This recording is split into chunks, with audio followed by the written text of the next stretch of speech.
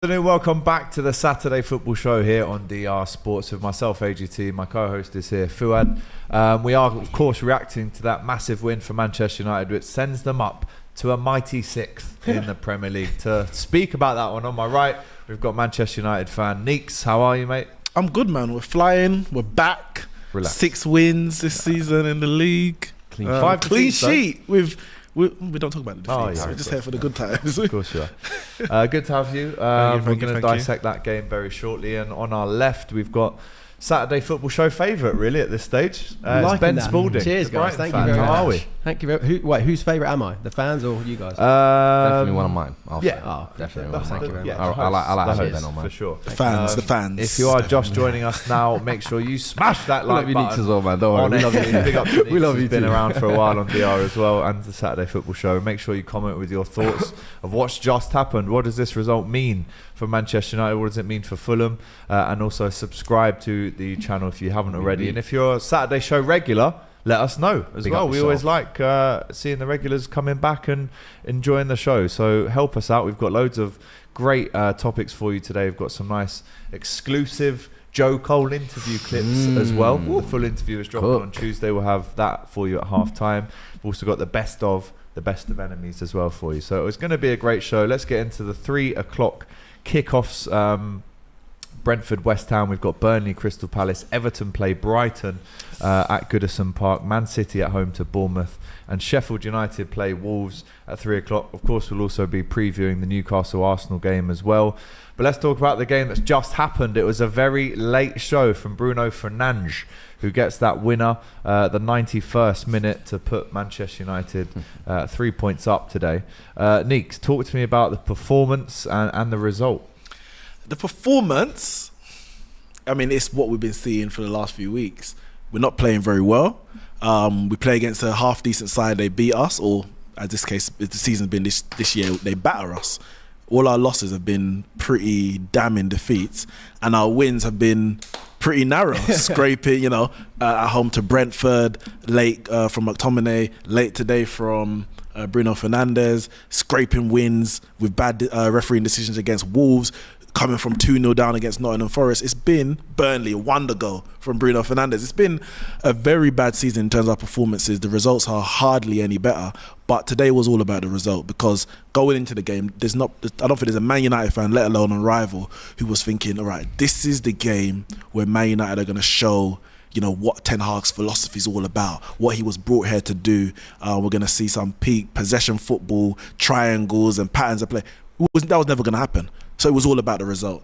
And by hook or by crook, we scored. We scored in the first half early in the game. That got ruled out for offside, and we barely created a clear-cut chance from that moment on. Even the goal that Bruno scored, it's a pretty good goal. Like, there's bodies in front of him, he's chopped inside on his right foot, and it's going to the near post corner. So today was all about the result, and I think for now, I don't know how long, but for now, it's literally taking it one game at a time. We've got big Champions League games coming up, and we have to keep picking up points in the league until, if at any point, the performances turn around. But I'll take the 3 points, especially coming on DR Sports. I was worried that I was going to be the butt of all the jokes today. I'll be only half of them this year. Do you think they will turn it around under 10? In terms of, I'm not confident. I'm not going to rule it out, but I can't say. There was probably a point last season, maybe at the round time we beat Barcelona, where I thought, yeah, we can build on this. Something good can come of it. Where I was hopeful. I'm not even hopeful. I'm hopeless, isn't it? But yeah, I'm just hoping that something clicks, something changes. Maybe there's things behind the scenes that need to change with the ownership, and that can bring a new boost morale to the club. I don't know exactly what the real issue is, because it's not just Ten Hag can't coach, or these players are terrible. There's a lot going on. Yeah, I think early season form as well, a lot of your key players that normally have been able to get you out of trouble, like a Bruno today or a Rashford, haven't been on form as well. Rashford's been terrible. Bruno's been terrible. Obviously, he was injured today. Injured? Partying. Hangover. Talk about that. But yeah, you feel like if those players can actually get back to some decent level at least, then you might be able to at least see United maybe not scraping those results, as you say, but it's interesting. Yeah, it's 3 real points bad for right Manchester United. It was late, but it was great for them in the end. After a difficult second half, I thought Fulham were on top. They were getting a lot of corners. They were peppering that Manchester United goal. Nana with a couple of strong saves, which, when was the last time we said that? Go up to 6th now. I think it's 5 points off 4th. I mean, it's mad what a one win can do. That's the thing. Of how the table looks. Yeah, obviously. We've gone from like, where? 10th to 6th today? Pretty much. You know, they say the table never lies. It's an early kickoff, so it's probably telling a bit untruths at the moment. But yeah, if we can get things clicking sooner rather than later, we're not going to win the title. Like, forget about it. But the season's not completely over. But if the performances continue like this, we were 5 wins, 5 losses. You extrapolate that over the course of the season, that's 57 points. At best, you're finishing 9th with that kind of form. So quick maths. Yeah, I mean, I worked out a few weeks ago, but actually looking at the table like that. But yeah, so for me, if we can turn it around, the season's not over. But as I said, we've got a big Champions League game that we need to win. Obviously, we're out of the Carabao Cup, so there's not much margin for error at the moment. Interesting from you guys in the chat. Hold that, AGT. Bruno, says Mustafa. Ten Hag is staying as the United manager. Let's go, says ZK. Fulham handing out points to bums, says Jahim. Ten Hag, keep him. He knows what he's doing, says Meshash. And Fulham might get relegated, says Marcus. Fulham are toothless, says Goated. And Ten Hag, big up guys from Trinidad and Tobago, says, big up. Dwayne. So you guys are Barn laughing as at well. AGT for Man United winning. He actually had him in his last man standing, so he Don't has tell to them laugh. Oh, why not? No, I'm joking. No, He I've used celebrated my big the hitters, goal. mate. I did that. He said, Bruno. You He running around the know studio me. naked. loves I Bruno would never do Fernandes. that, would I? Have it right.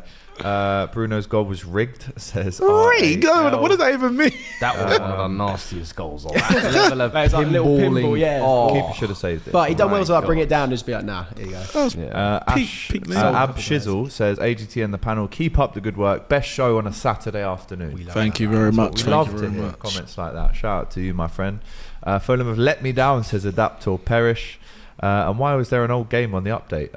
It should be updated for you very soon.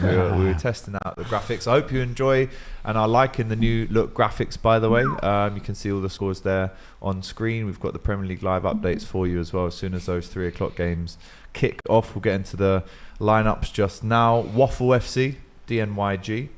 Rooney and Henry are still playing, says Hussein.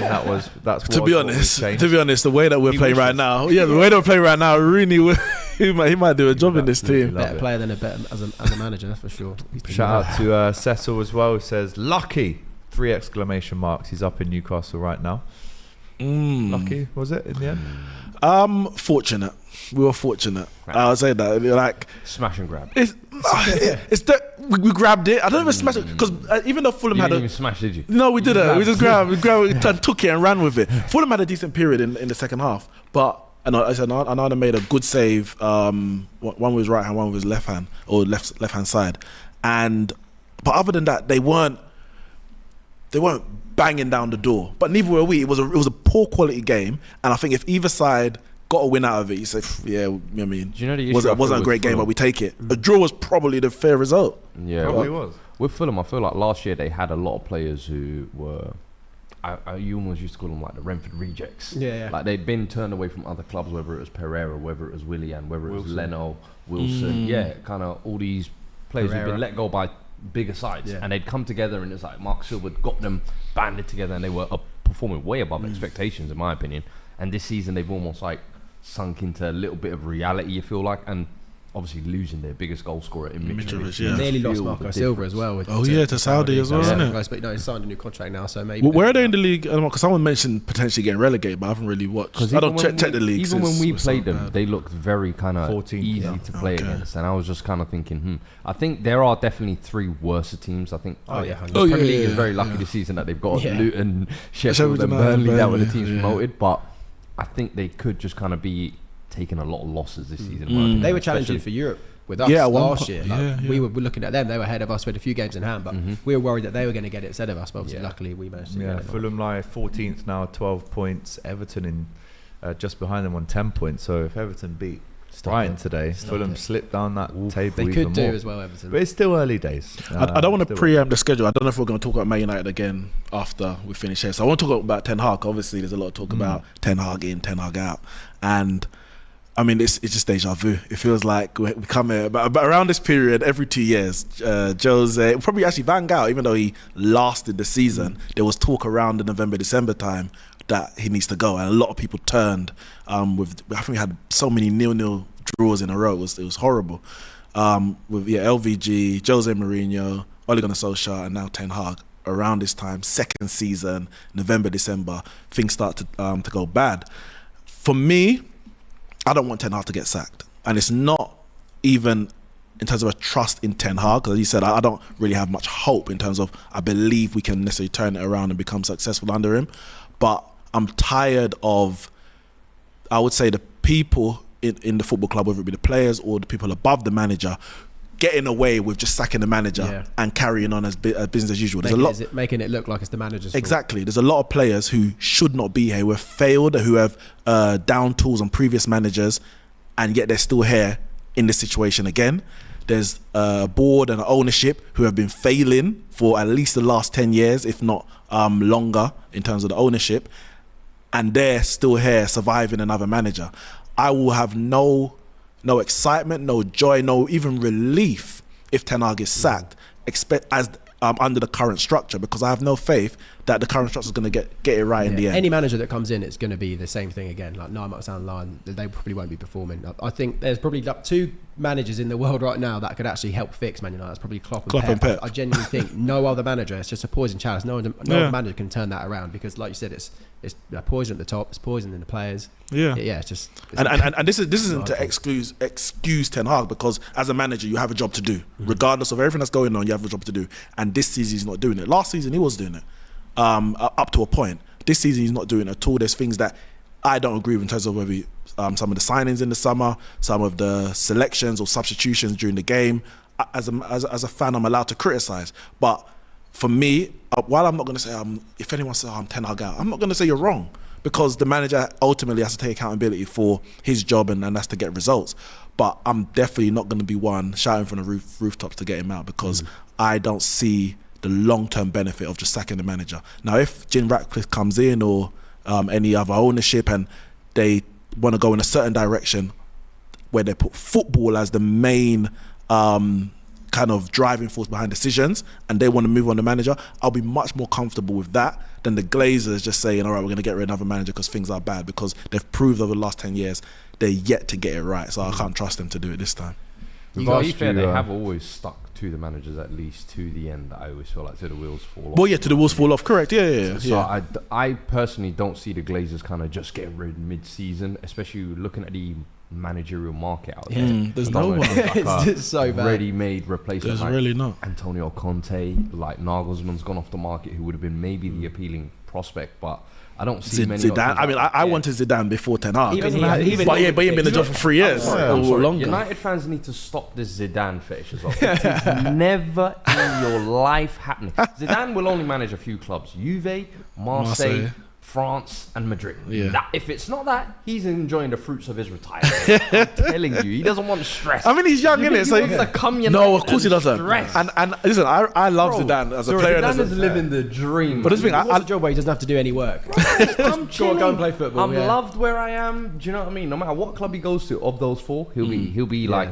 But this is the thing, I love Zidane as a player and a manager, and I would hate to come to Man United and just like, you know, never meet your idols or whatever. He'll come and I'll be pissed off with him after 2 years. I don't want that. That good as a player, you know. Kaka was better than him. I swear. Guti was making Real Madrid tick. What are you talking about? You see, United fans are the worst. I'm telling you, you can't give them anything good. Long may the suffering continue. Your recruitment needs what Brighton have. Like our CEO Paul Barber essentially said in an interview like a few weeks ago that we have like a no dickhead policy, and we don't sign sign we've got players. as well. Yeah, and you can see it when you watch Liverpool's YouTube videos where they have all the players are all like a family and friends. And the same with Brighton. Like they don't sign any dickheads. They'll have a meeting. If you're a wanker, have any bad juju like the Man United players. They're like, no, we don't want to. We don't want to. We just sign all dickheads. But then you dickheads sign, are welcome.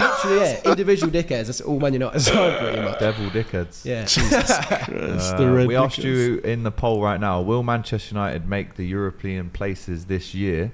61% say no so far. So it's interesting. You know, it's still split in the camps. It's still for me. For me, it's Champions League qualification Would you take or nothing. It's Champions League qualification or nothing. I don't want to finish 6th, 7th, and all that. I'd rather be out of Europe completely or top 5, which hopefully qualifies. I'm afraid. Yeah, we can down the. You know, like at the end of the NBA season where they start putting in the dead players because they want to tank. That's what we need to do. What Juve done, didn't they? Just be like, oh, they just admitted a few issues that they we can do that. We can't play in Europe this season. Sorry, someone else have it. Yeah, we say sorry. We failed on our FFP to sign Anthony. Take him back and demote us out of Europe as well. There you go. We're also hearing as well that if that Sir Jim Ratcliffe deal does go through, they're likely to need far more than 245 million to deliver the overhaul required. That's on the pitch, off the pitch as well. Well, the 245 I think was, if I read it correctly, was to do with the infrastructure rather than on the pitch. Definitely, you're going to need more than that if you're going to do both. 100%. Times that by 10. But the stadium and the training ground but this is why the whole it's not the show for it, but this is why the whole Jim Ratcliffe bid and ownership for me. It doesn't fill me with confidence because his money ain't liquid like that. If it's going to be the change, it's going to be very slow, methodical because he's a businessman ultimately. He doesn't. Where's that guy, pal? Whereas the Qatars, they got money flowing out their ears. They'll just put billion into the stadium and nobody's batting an eyelid. And Jim ain't got that. So interesting. If you're a Manchester United fan, remember to let us know how you're feeling about that 3 points in the comments right now. Let's jump into the lineups, boys, of the 3 o'clock kickoffs. Brentford at home to the Hammers today. East versus West London derby.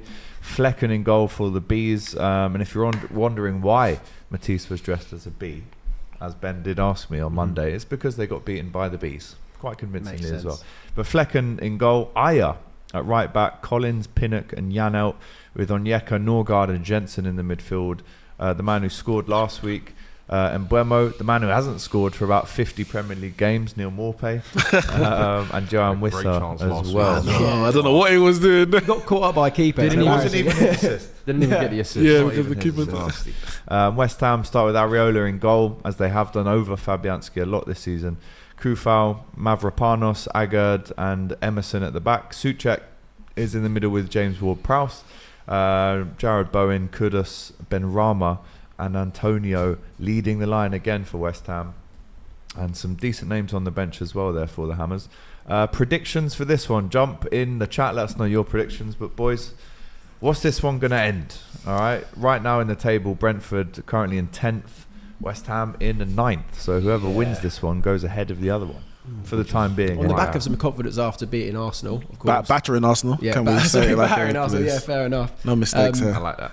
Brentford have probably had a little bit more time to rest. I'm pretty sure. Am I right that they didn't play in the cup this week? I think you're right. So I'm gonna say 2-1 Brentford and Mbuemo. I'm gonna go 2-1 West Ham. I think because West Ham made a number of changes for the Arsenal game. If I'm correct. Yeah. So the players that I expect to come back today are probably maybe half of them. He was really good against probably didn't start against Arsenal. No Paqueta today though. Okay. No Paqueta today. But the momentum from that, I think they could do. I'm gonna go 2-1 West Ham. I'm gonna go 1-1 draw. I think it's two teams that are kind of fairly matched. To be honest, I think they can both be lacking for goals in games as well, but then they can create kind of chances as well for themselves. No Paqueta for that's quite big for West Ham though. I think it'll be 1-1 draw. I think Maupay there will definitely miss a few chances. He gets his dobs off the pitch though. When he's not playing, that's when he's the best player on the pitch. Shithouse a free kick or something and get booked. Or But see the picture of him on the bus on the way back. He's wearing Robert Sanchez's shirt. And with the football and just learn big dub or Troll. something. Is it? Yeah. Troll. 'Cause obviously he's an ex-Brighton player as well, What so he's a just getting the better of him. Yeah. He is so funny. I love Neil. And he got that yellow as well, didn't he? Yeah. Burnley versus Crystal Palace at Turf Moor. Burnley currently 19th in the Premier League, 4 points on the board so far. Trafford in goal. The Silva at right back with Bayer, O'Shea and Taylor making up the back four. Goodmanson, Sander Berge and Brownhill the captain. In the middle with Koleosho, Amdouni and Rodriguez. Still playing Premier League. Still going. 2023, almost 20. Jay Rodriguez. Yeah, God. Number 9 for Burnley. God. Unbelievable, really. Crystal Palace, Sam Johnston in goal, fresh from signing a new contract. Joel Ward, still playing football in the Premier League. Anderson, Guehi and Tyreek Mitchell. And then it's Doucouré, Lerma. Are you still in 2023 as well?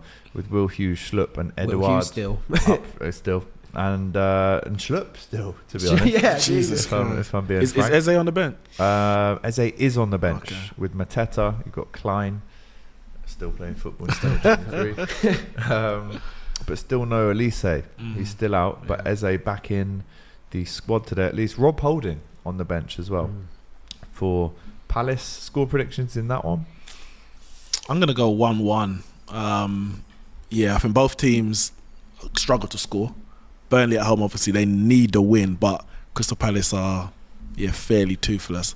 I just can't see Burnley winning, but Crystal Palace need to score a few goals, and I don't think they got Edouard up front, Mateta. It's much ado one or the other. Edouard has a habit of popping up in weird games and just looking good and then tricking you and then disappearing for the next 4 or 5. So I think this could be one of those days. So I'm going to go 1-0 Palace. Yeah, I'm with you with the 1-0. Palace. Have you seen Ayu's record? Like, he plays like 38 games a season for the past like 7 seasons, something like that. He just plays every single game. Oh yeah, His his availability is it's incredible. nuts. But the Does he get double figure? Has he got double figure goals in any of the seasons? No. He highly scores doubt it. occasionally, but yeah. Occasionally. Everton at home to Brighton and Hove Albion. Jordan Pickford in goal, Ashley Young, Tarkowski, Branthwaite, who a lot has been spoken about around him recently. Mikalenko at the back as well.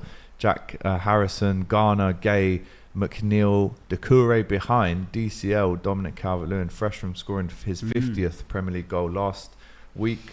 On the bench, Keane, Danjuma, Patterson. You've got Gomez, Lonergan, who used to be a goalie for Liverpool, never played, but was on the bench a lot. Brighton, Verbruggen in goal.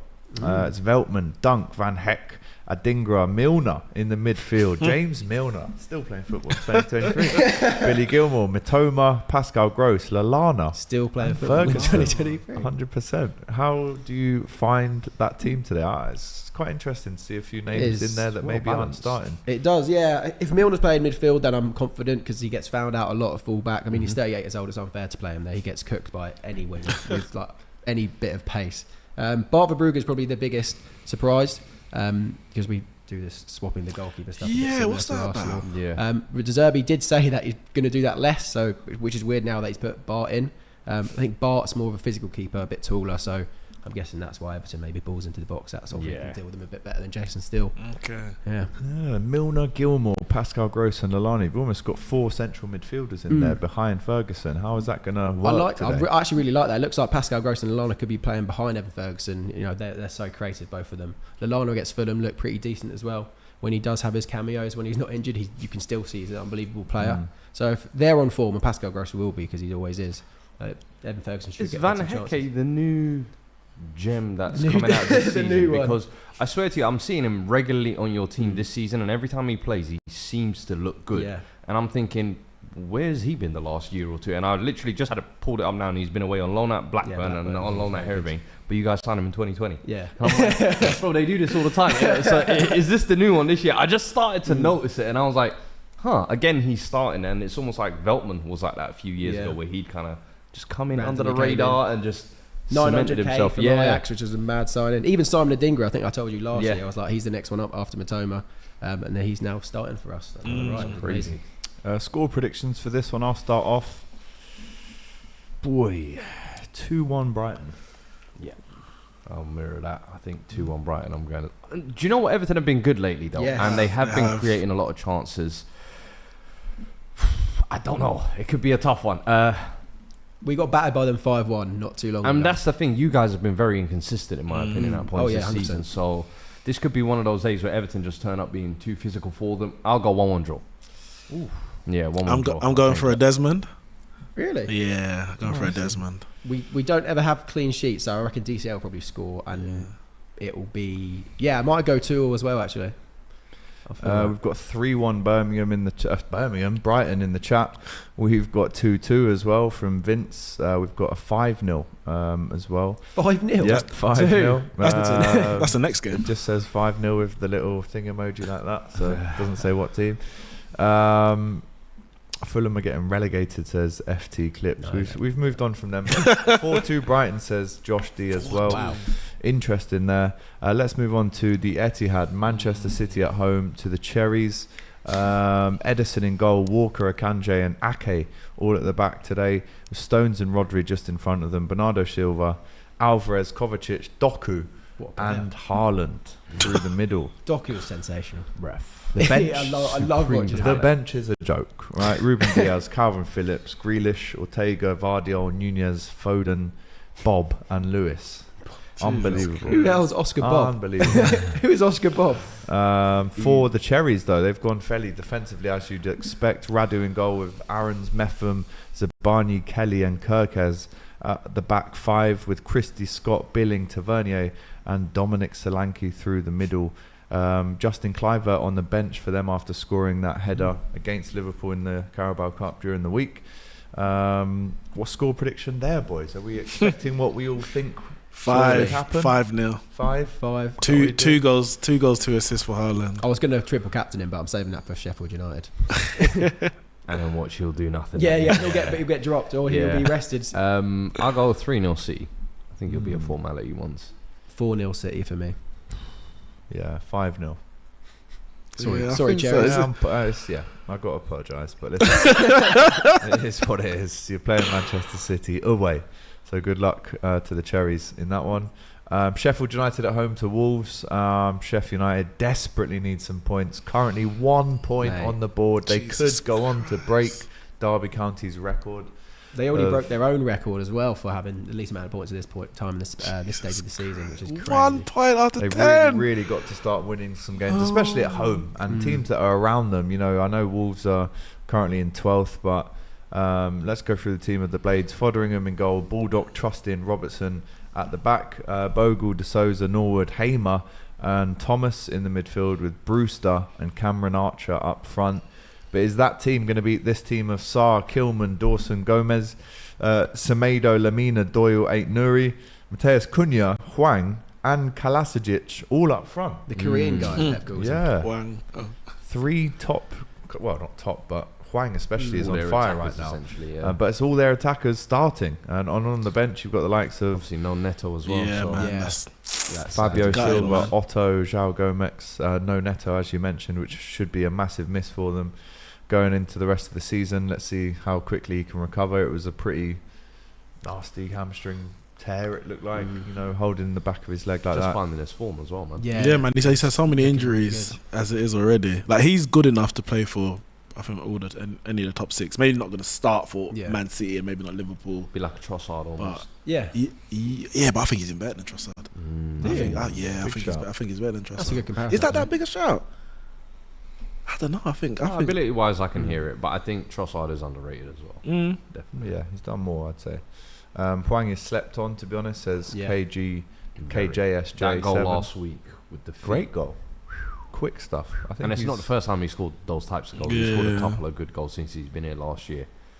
So I say score prediction 2-1 Wolves.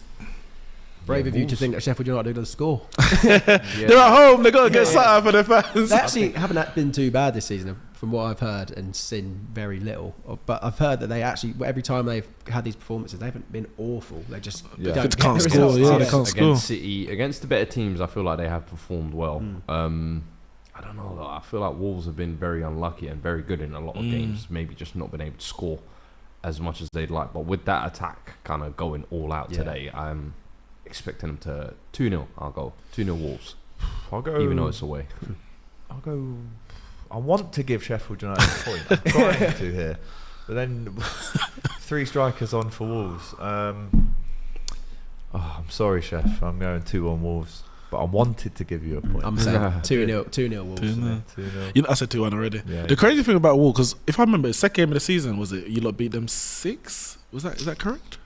Is that this season? Yeah, I'm sure it was this season. Wolves. I think Right, they've lost heavily to Wolves. You mean? Yeah, Wolves. No, we beat them at the end of last season, like 6. I think they got a battering early this season. Obviously, we had the manager left just before the season started. Gary O'Neill came in. It was a bit of turmoil really going on. No man, this summer Gary O'Neill. Gary O'Neill got that's sacked in the Bournemouth. summer, yeah. Gary O'Neill was came in from at Bournemouth. He came in at Wolves this year. Yeah. Yeah. Yeah. You're saying Wolves held a battering this season? I think they did. No, I Sorry, don't think season. they did. No, Wolves haven't held a battering. Okay, but in the summer there was a lot of turmoil because Lopetegui left. There was. Gary O'Neill came in, and I think we did beat them 4-1 away. yeah, I know you did. I remember that game. 6, though. Okay, but it was a battering. I know, and I know what a battering looks like. Just trust me on that. It's a battering. But there was talk about them going down. Is what the point I'm making. And he's done I don't know where they are in the league, but I know that they seem to be picking up good results, good performances as well. They have, even though and they've Gary had O'Neill's so a- many decisions go Mateus against Nunes. them. Yeah, starting from the first game of the season against Man United. Yeah, I know. Mateus Nunes was still at Wolves at that game. That was the last game. Then he got sent off. Oh yeah. But yeah, the Wolves. I saw Gary O'Neill in an interview in his press conference yesterday. He said, "If you're a referee reffing Wolves game, you might be demoted to the Championship." Oh, because As Anthony Taylor has isn't it? been, but Yeah, Wolves have been that's on the huge. back of some horrendous decisions. Can I say something on that Did you not Anthony see Taylor Gary one? O'Neill though, he even said like, I'm not speaking to the man. I was like, of all the respect campaign that they talk about for a manager to come out and be like, I'm not even speaking to them till they fix up. I was like, But what I don't understand is, all right, you've demoted Anthony Taylor for whatever your reason, but how did the penalty stand? The penalty standing is not Anthony Taylor's fault. He made a wrong decision. VAR is there to overturn the decisions, and they didn't send it to the screen. Yet all the replays you can see that there was no contact. Anthony Taylor is in the moment. You made an error. He gave the penalty. So what's VAR there for?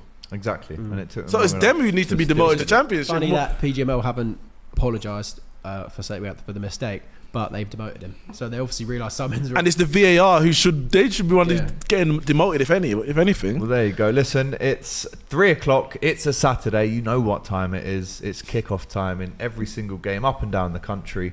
Make sure you smash that like button, comment with your thoughts on the Saturday football show today, and enjoy the show. Let's hope some goals go in as we do every single week on the show. Let's make a prediction, boys. I want a name and a minute and a team. Who's going to score that first goal in the Premier League kickoffs at 3:00 today? We have just also learnt the score of Ross County 0, Celtic 3. Big away win for the boys in green in the Scottish Premiership there as well. Celtic won. The easy answer is Man City, so I'm not going to go there. I think every week someone's gone for a Man City player at some point, whether it's Doku Saying or... Haaland 6 minutes. Let's just move on from that shout now. All agree on that. I'm going to go Brentford. Ooh, okay. Is Vissa? Yes. But he is I'm going to go starting today. Brentford Vissa. Can I get a minute?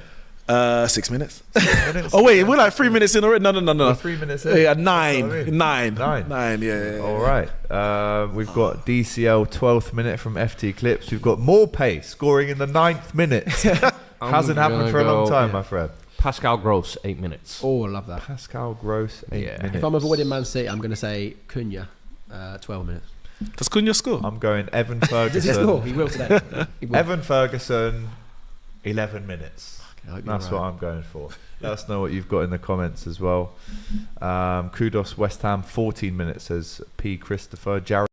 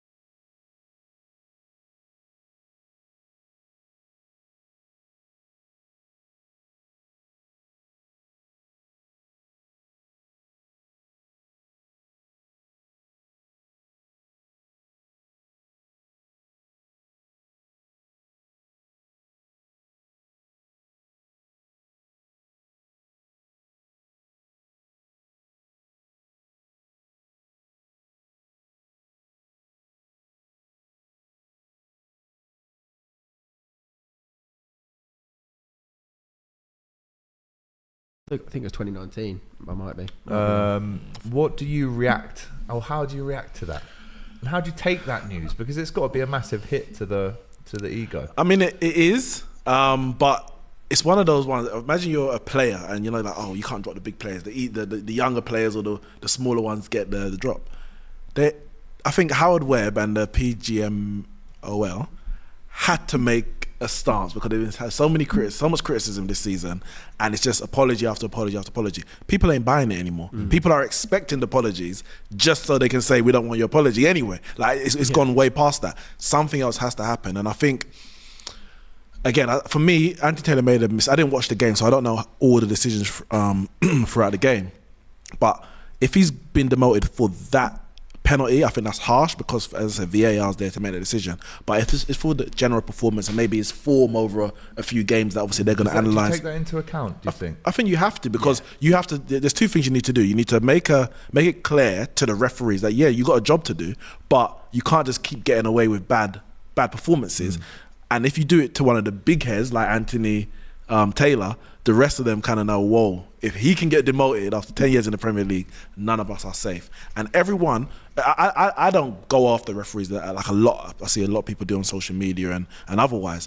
But everyone needs to be kept on their toes. You need to be able to know that if you don't perform well this week or for an extended period of time, you're not going to keep having the same privileges of refereeing in the Premier League. And let me ask you this, if you're the championship team that he's reffing, does that allow you to give him a bit more stick and banter during the game? 100%. Mate, Anthony Taylor's getting cooked. I think he's doing Coventry versus Preston today, I think. Yeah, they'll be all over him. They will be all over him. But I think it's a really good thing because the referees seemed like it was a bit of a closed shot. Now they're actually kicking one out or demoting one. It shows that there are signs that they are trying to wake up and maybe improve, other than just keeping everyone happy. Yeah, the same referee all the time. If I was the captain of Coventry today, I would be giving him belters, mate. Right, Baldy. Should have been managing Man City today. Unlucky. But it's kind of the opposite. There has been an early goal in the Premier League. And it's not gone the way that Ben Spalding wanted it. No. None of us predicted this, but in the 6th minute, Everton 1.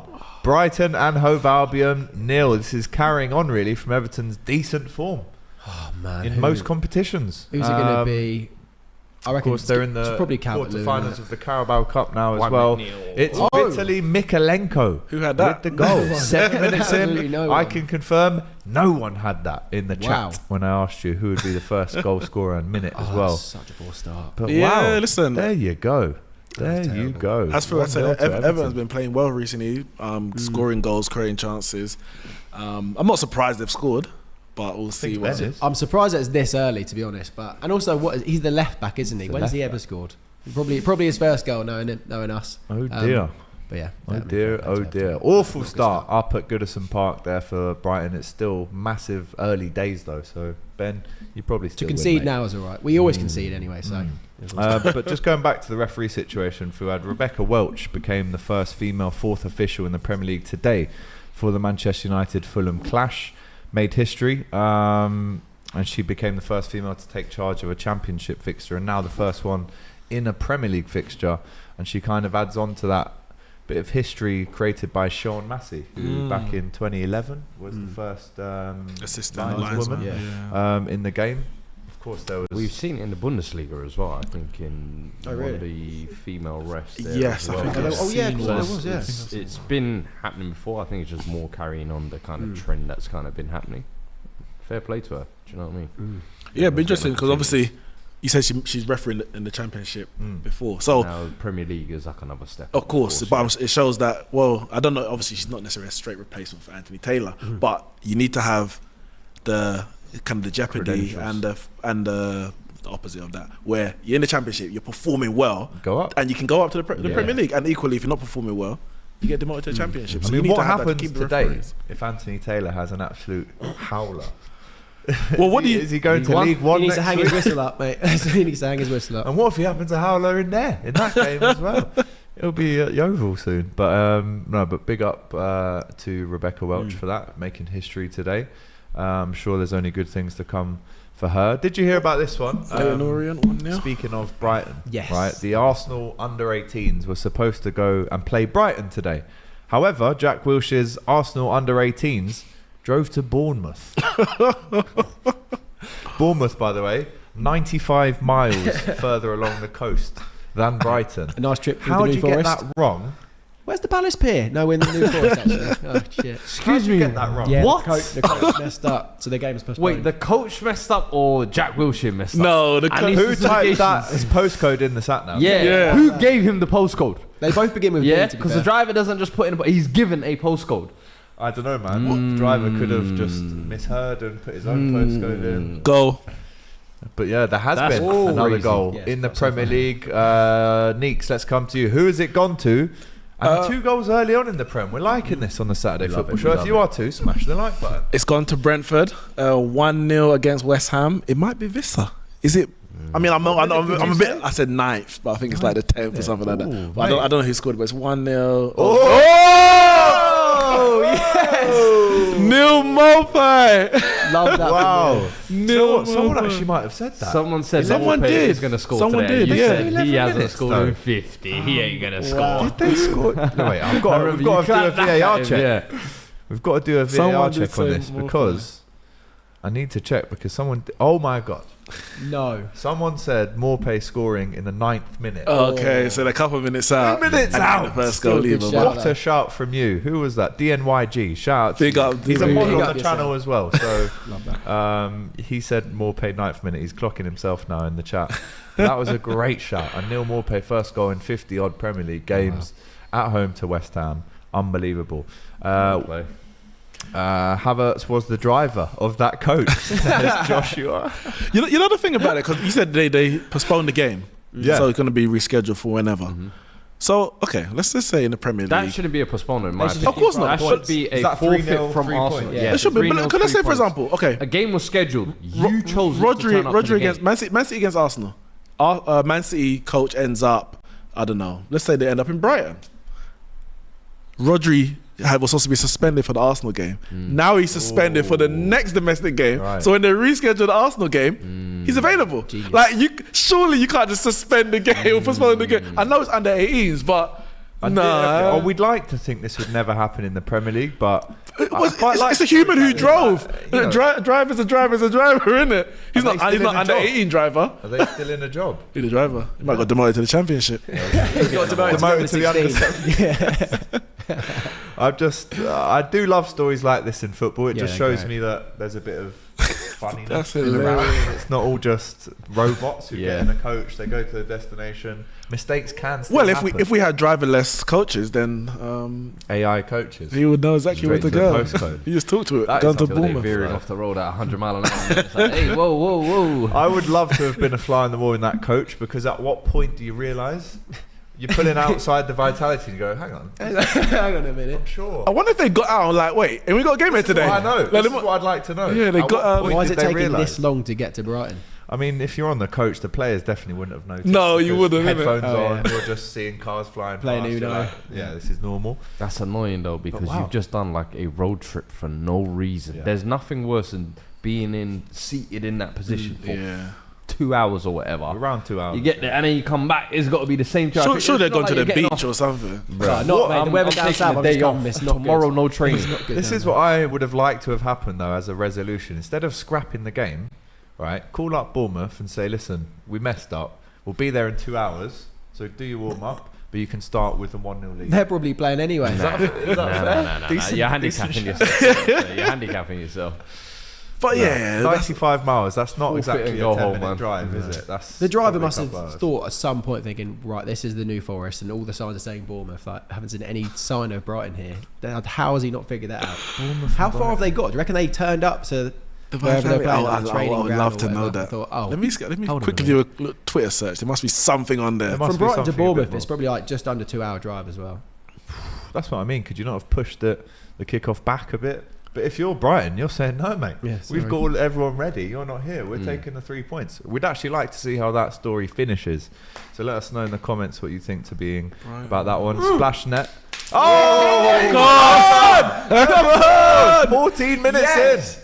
Oh, get in there. Ben Spalding almost spat out. I did. Make sure that goes down the right hole, fella. Come on. But it's Everton 1, Brighton and Hove Albion 1. Lewis Dunk. And it's Oh, Lewis please be Dunk. a free kick. Please be a free kick. Knuckleball. Yeah, knuckleball. He loves a knuckleball. Wow, Never what goes a in. start Yeah, I there was gonna for say, Everton either and Brighton in the Premier League. 1-1 there. Oh no, they're going to Mike Dean. What are they talking about? Uh-oh. Go away, Mike. Get off the VAR. screen. Splashnet says it's one thing being in London and accidentally missing a turn, but going to the wrong city totally is just lol. Especially when that's your job. Like you are the coach driver. Yeah, You know these things. you got one job, you know. Yeah, do your job. Yeah, unbelievable story, that one. I can't quite get my head around it, but there you go. In the FA Cup, Curzon Ashton 0, Barnet 1. We love to see it. Nike Kabamba with the goal there for the Bees, another Bees from London, that one. Earlier, Leighton Orient took the lead against, I think it was Carlisle in the FA Cup. We take that. Take it. Oh, it's gone to VAR. Lewis Dunk's goal. Oh, piss off. Will it stand? Ben Go away, Spalding. Mike. It's actually the most animated I've seen Ben Spalding Yeah. on so far. Big We'd shout. love to see it. I needed that. Neeks speaks like he's telling a joke and always smiling and laughing. Love it. Yeah, I mean, good vibes. Good vibes, mate. Sometimes I'm I serious. want you to be a What's Grinch. happening here? Yeah, but I can't let Man United get me down too He's much. just got 3 points, so Yeah. let him live. I'm performing for the crowd, innit? I can't just be head down, Yeah. one word Sort of answers. No one wants to What's see going on here? Come Hold on that, now. West Ham. R.I. Rice went to a bigger club, says Richard. Have Brighton scored? What a finish Apparently by it was a Dunk, good said goal, ZK. yeah. We've also got another goal in the Championship. West Brom 1, Hull City 0. Jed Wallace with the goal there. The Baggies 1 up against the Tigers. Here we go. Still no other scores to update you on in the Premier League, but of course this VAR check is ongoing. Talk It's like a to us volley. about the goal. Pascal Gross, another assist for Gross. Shock. Ball goes in from a free kick outside the box. Lewis Dunk looks like a volley. What a hit. Yeah. Unbelievable. I'm trying to Goes figure out. around It must celebrating. be like an offside potentially. Of course, we'll let you know what happens. We will let you know what happens. In Oh, it that looks one. like it could be with his weaker foot as well. Love that. Also got a kick off. Oh no! It's like a ruled out. offside. Oh, It's been ruled out. Oh, Ben no. Spalding in the mud. Well, And should it stands 1-0 Lewis to Everton. I'll Dunk tell as you, well, another team mate. in blue that have just scored a massive goal. Wow. Birmingham City under Wayne Rooney, his worst ever start for any Birmingham City manager of all time. The first games, 3 losses. But now Jay Stansfield has put the Blues 1-0 up at home to a high-flying Ipswich in the Championship. What does that result, or what could it mean for Wayne Rooney? Will the Blues fans get off his back a little bit? But yeah, it was the worst start ever for a Yeah. Birmingham City manager. What do we think of That's Rooney's start at St Andrews? Well, that's ex-Man United against ex-Man United, Kieran McKenna. Oh, yeah. At Ipswich. But we have to back Rooney on this one as a Man United. We have to back Rooney. I didn't realize it was the worst ever start. But when because he got booed after the first loss. Yeah. But I don't know if that was necessarily aimed at Rooney, but just the fact that you sacked the previous manager, who I was don't doing think, really well. yeah, John and Eustace. nobody wanted him sacked. Yeah. So I think that was a frustration there. Now he needs to start turning it around. Or the fans who weren't happy already, then they're gonna. But I think he did. I think he did okay at Derby. Considering all the situation that was going on there, it wasn't great in the MLS. Was it at DC? United, Yeah, it wasn't great there. We'll see what he does in it. He definitely got the job based on his name. 100%. But we'll I see feel like if the he owners just are they new owners? I know Tom Brady is part of it, but I feel like they just got him in because of his name. Yeah, definitely. It's so weird just to sack Shirt the manager sales. just for the name. And There's been another goal in the Premier League. We're getting goals flying in all over the place. He's had a great week scoring against Arsenal. But Neeks, who has scored the equaliser for West Ham? Mohamed Kudus, 1-1 at the. What's their stadium G-Tech. called? The G-Tech yeah. Stadium. West Ham free flowing in terms of their goals at the moment. Kudus had a good goal. The touch they had against Arsenal, he took it down and they slotted it. I haven't seen the goal today, but he's a quality player. He came off the bench started the first few games of the season, and he's now worked his way into the first team at West Ham, like starting every game. And we know he's got the quality. Arsenal were in for him in the summer. I think Chelsea were linked with him as well. Both of them could probably do with him. Not to say that they're not doing well. Arsenal not doing well at the moment. Chelsea definitely could do with him, but he's a good player. Not surprised he scored today. I've got him in so tight in one of my fantasy teams. So Super tight. Talk to us about the reason why that Lewis Dunk goal was disallowed in the end. So it looks like he's just offside with the lines that VAR have put him, but we know about VAR's lines. They could be Sometimes anywhere. I feel like when a goal is that good, you just got to It's literally Bro, You'd be margins. saying that if it was last second. Hey against you, man, would you? listen. And also don't understand the fact that they put the line Overhead where kick the apparently arm from is. Kudos, by the way. Ooh, Like, you don't score with your arm, so why is an arm an offside position? I don't know. didn't Brighton have a great goal ruled out last season?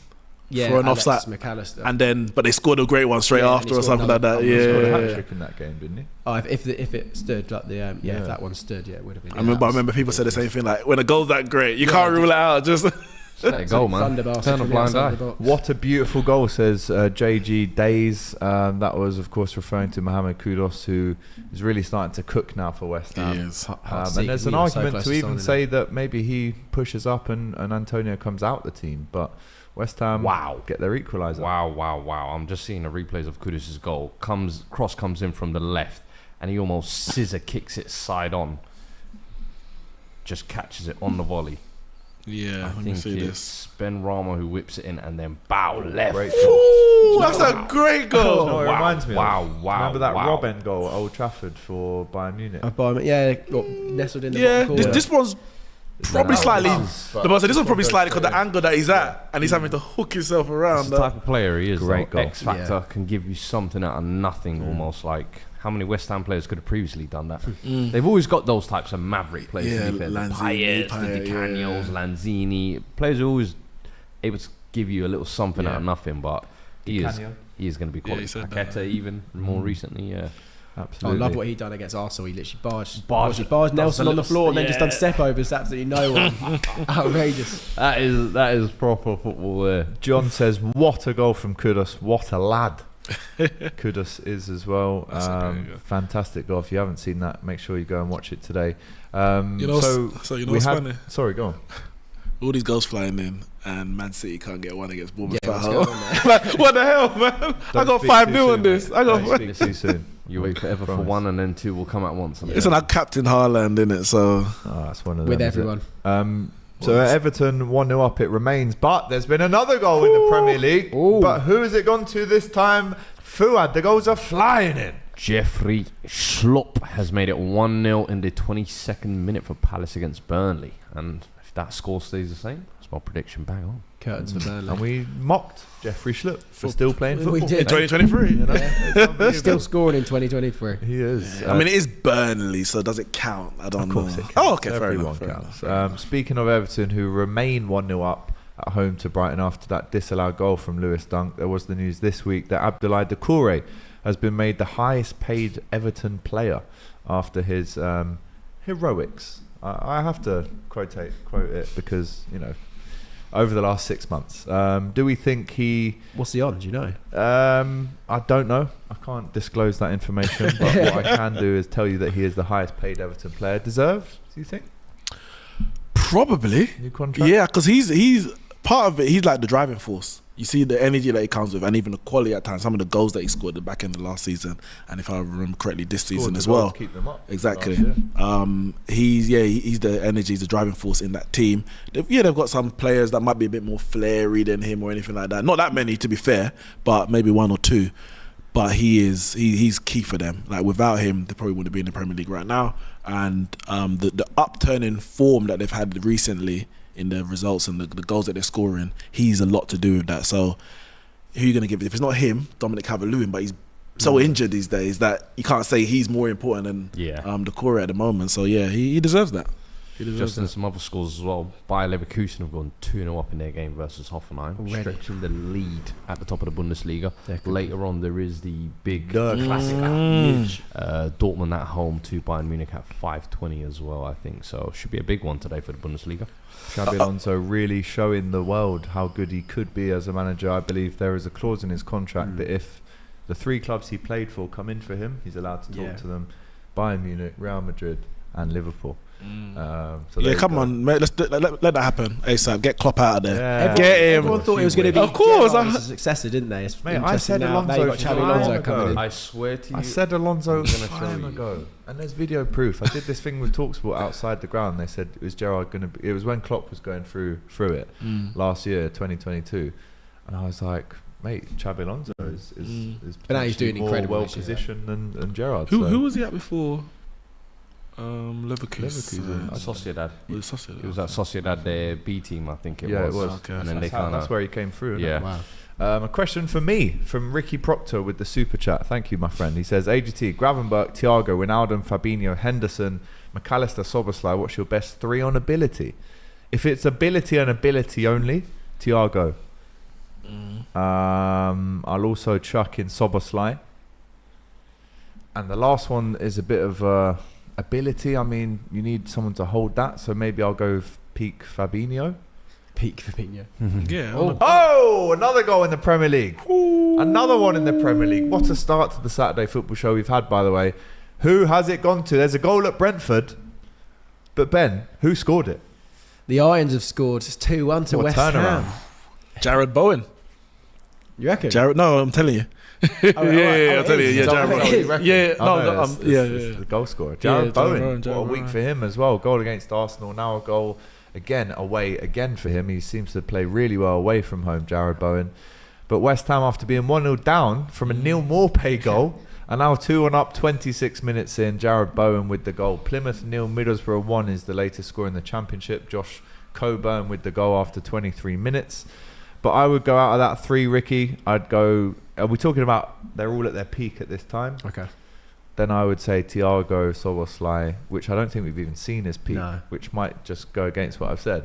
And Fabinho, I'd say. Yeah, Fabinho was quality. Yeah. He was quality. Peak Fabinho is probably Yeah. the best CDM for like a period, like 2019. In the Premier 20, League, we're talking, or overall. just in Europe, in terms of 1-0 for sure. yeah, It's top yeah. two. Top two. Give him top 2. Maybe the best for 12 months. Potentially.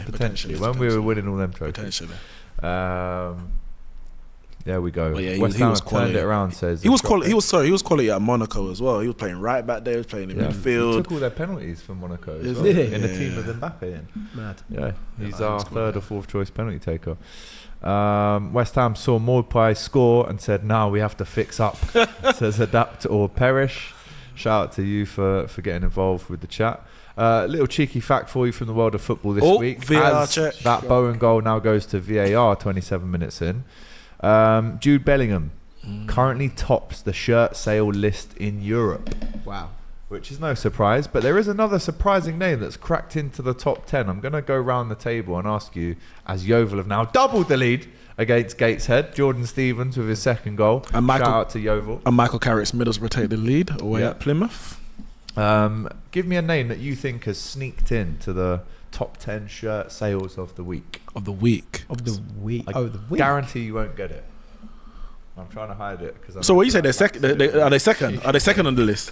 No, they just made it. Into Oh, the just top made 10. it. Harry Oh. Matoma. Incorrect. Is it a Premier League player? Is it a Premier League player?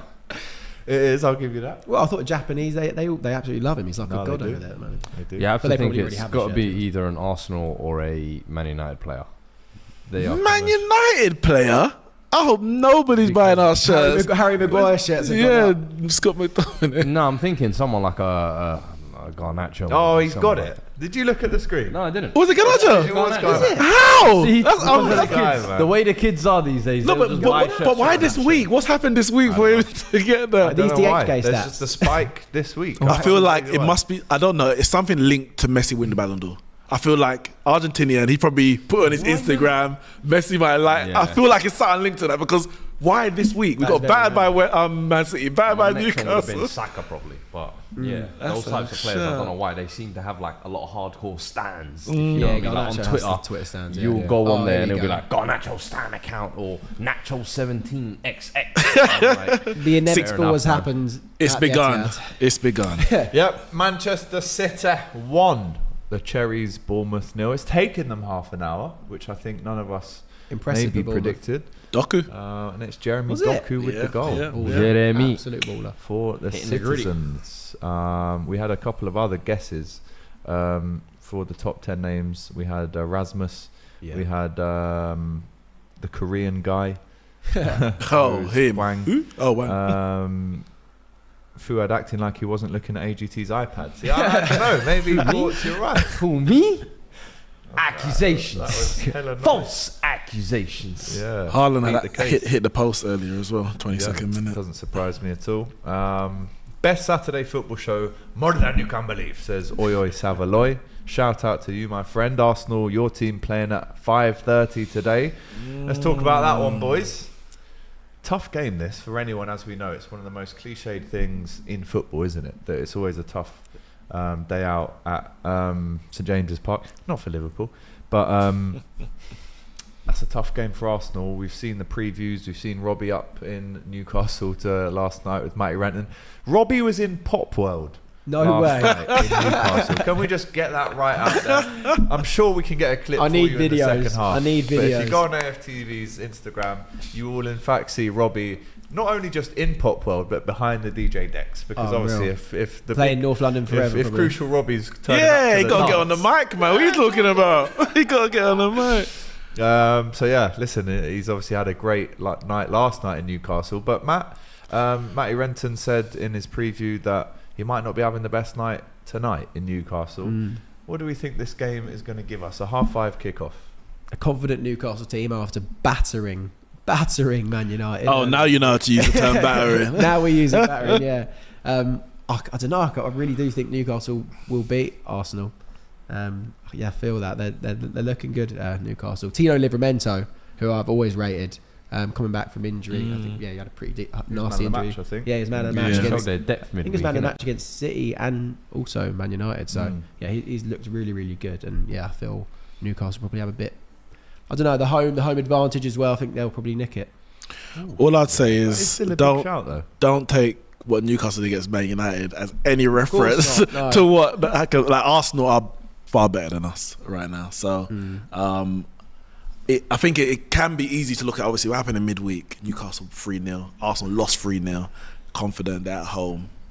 Of course they've got a good chance, they're a good side, but they ain't been as solid or as consistent this season as they were at the start. This stage last season. European football now. As well. Exactly. So there's that element to it as Could well. you not say the same about Arsenal though, that they don't look as good as they did last year? Maybe they still look like, aside from maybe the PSV game, two games where they don't, at Sheffield, you could say they look dominant, but outside of those two games, I don't think Arsenal have looked their sharp. They don't look as fluid going forward, and there's another goal at Etihad, I think. Yeah, but yeah, 2-0 to Told City. you wait forever to come out To come once. once. I'm telling I you. think it might be Doku again. Hey, Stop it.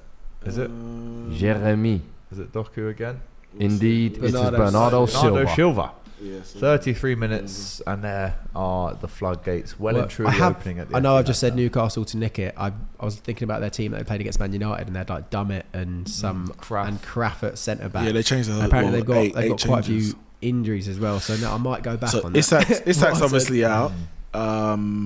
But someone got injured in that game because Almiron came on. Yeah, no, that was Target, but yeah, Yeah, he wasn't going to But play Gabi anyway. Jesus is also out for Arsenal, so it could level itself out there. Maybe. I was saying, Arsenal haven't been as a fluid going forward, but I think they've still got, or probably even more so, a little defensive solidity at the moment that we didn't always see at times last season.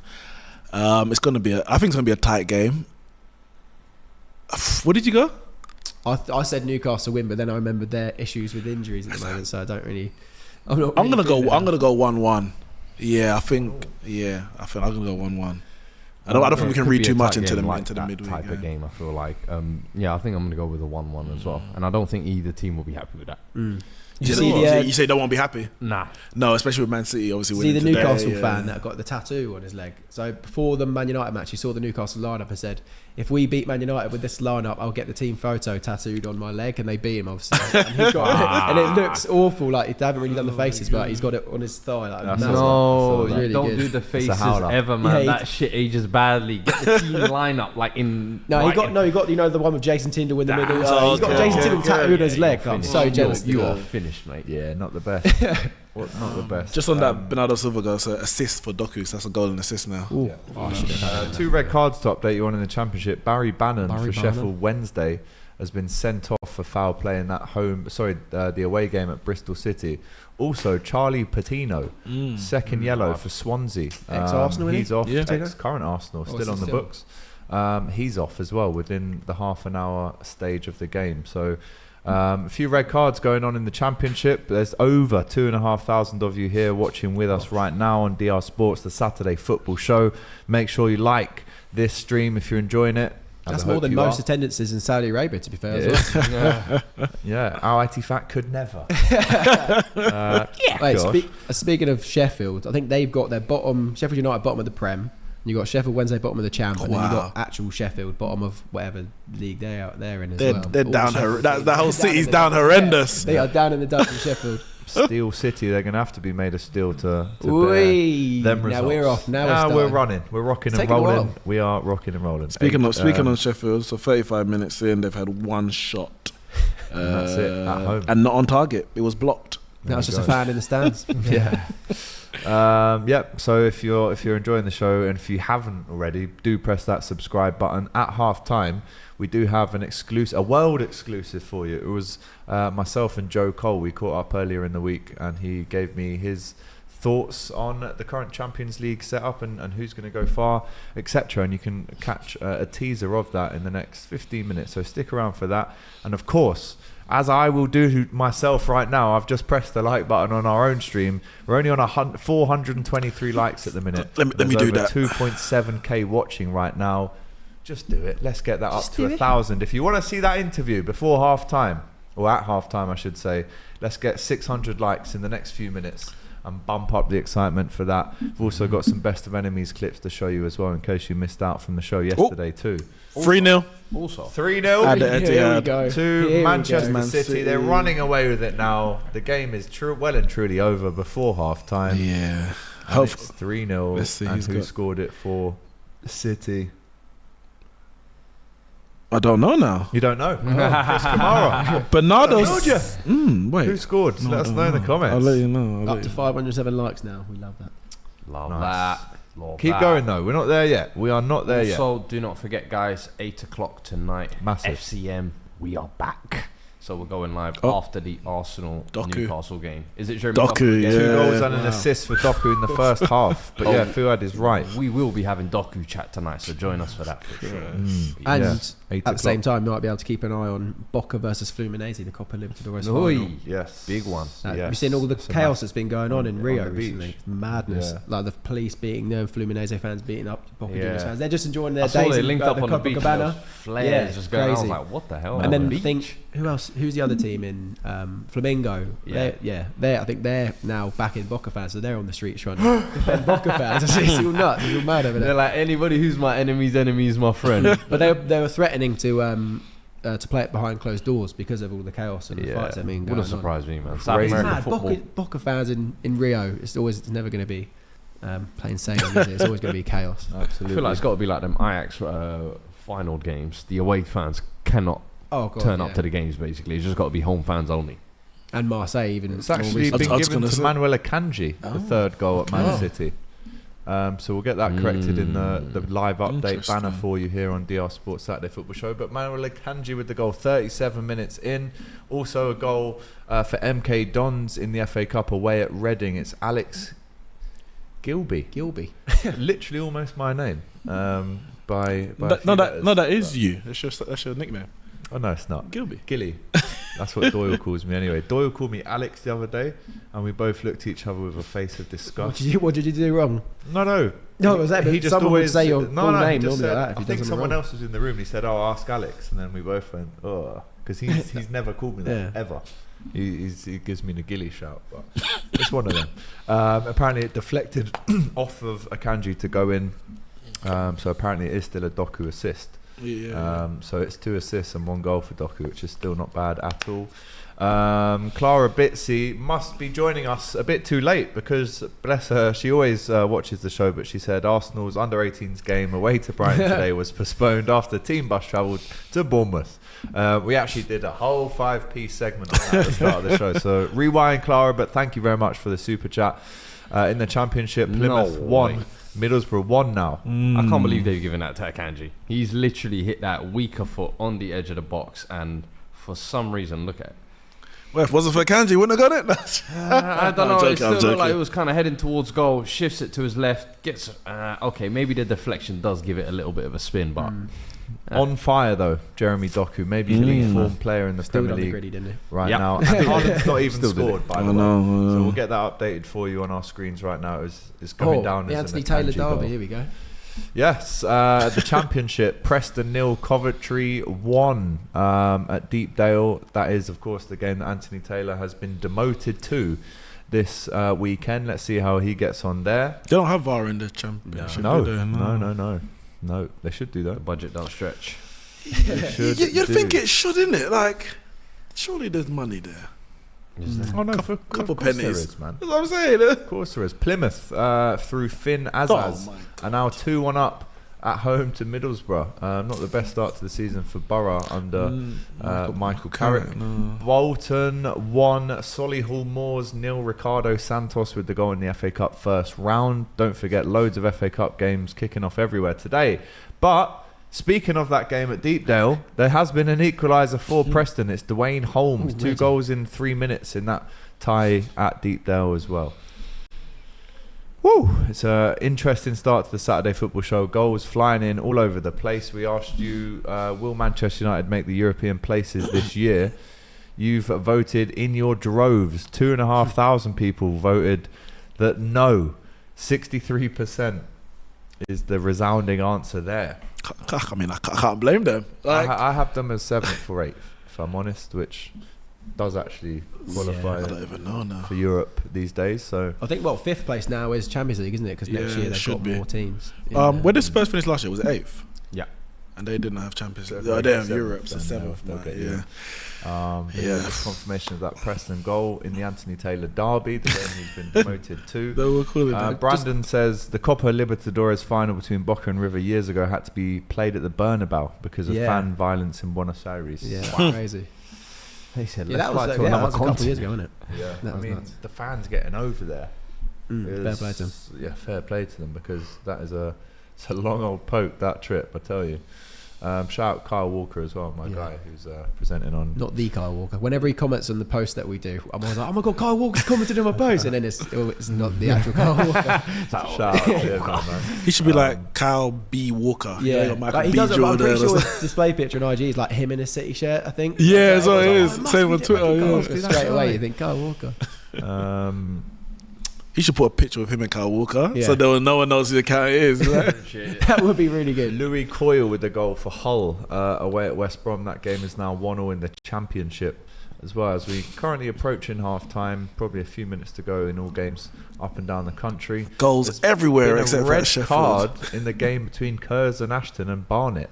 And that's Connor Stevens with the second bookable offence. He gets an early shower on the 42nd minute.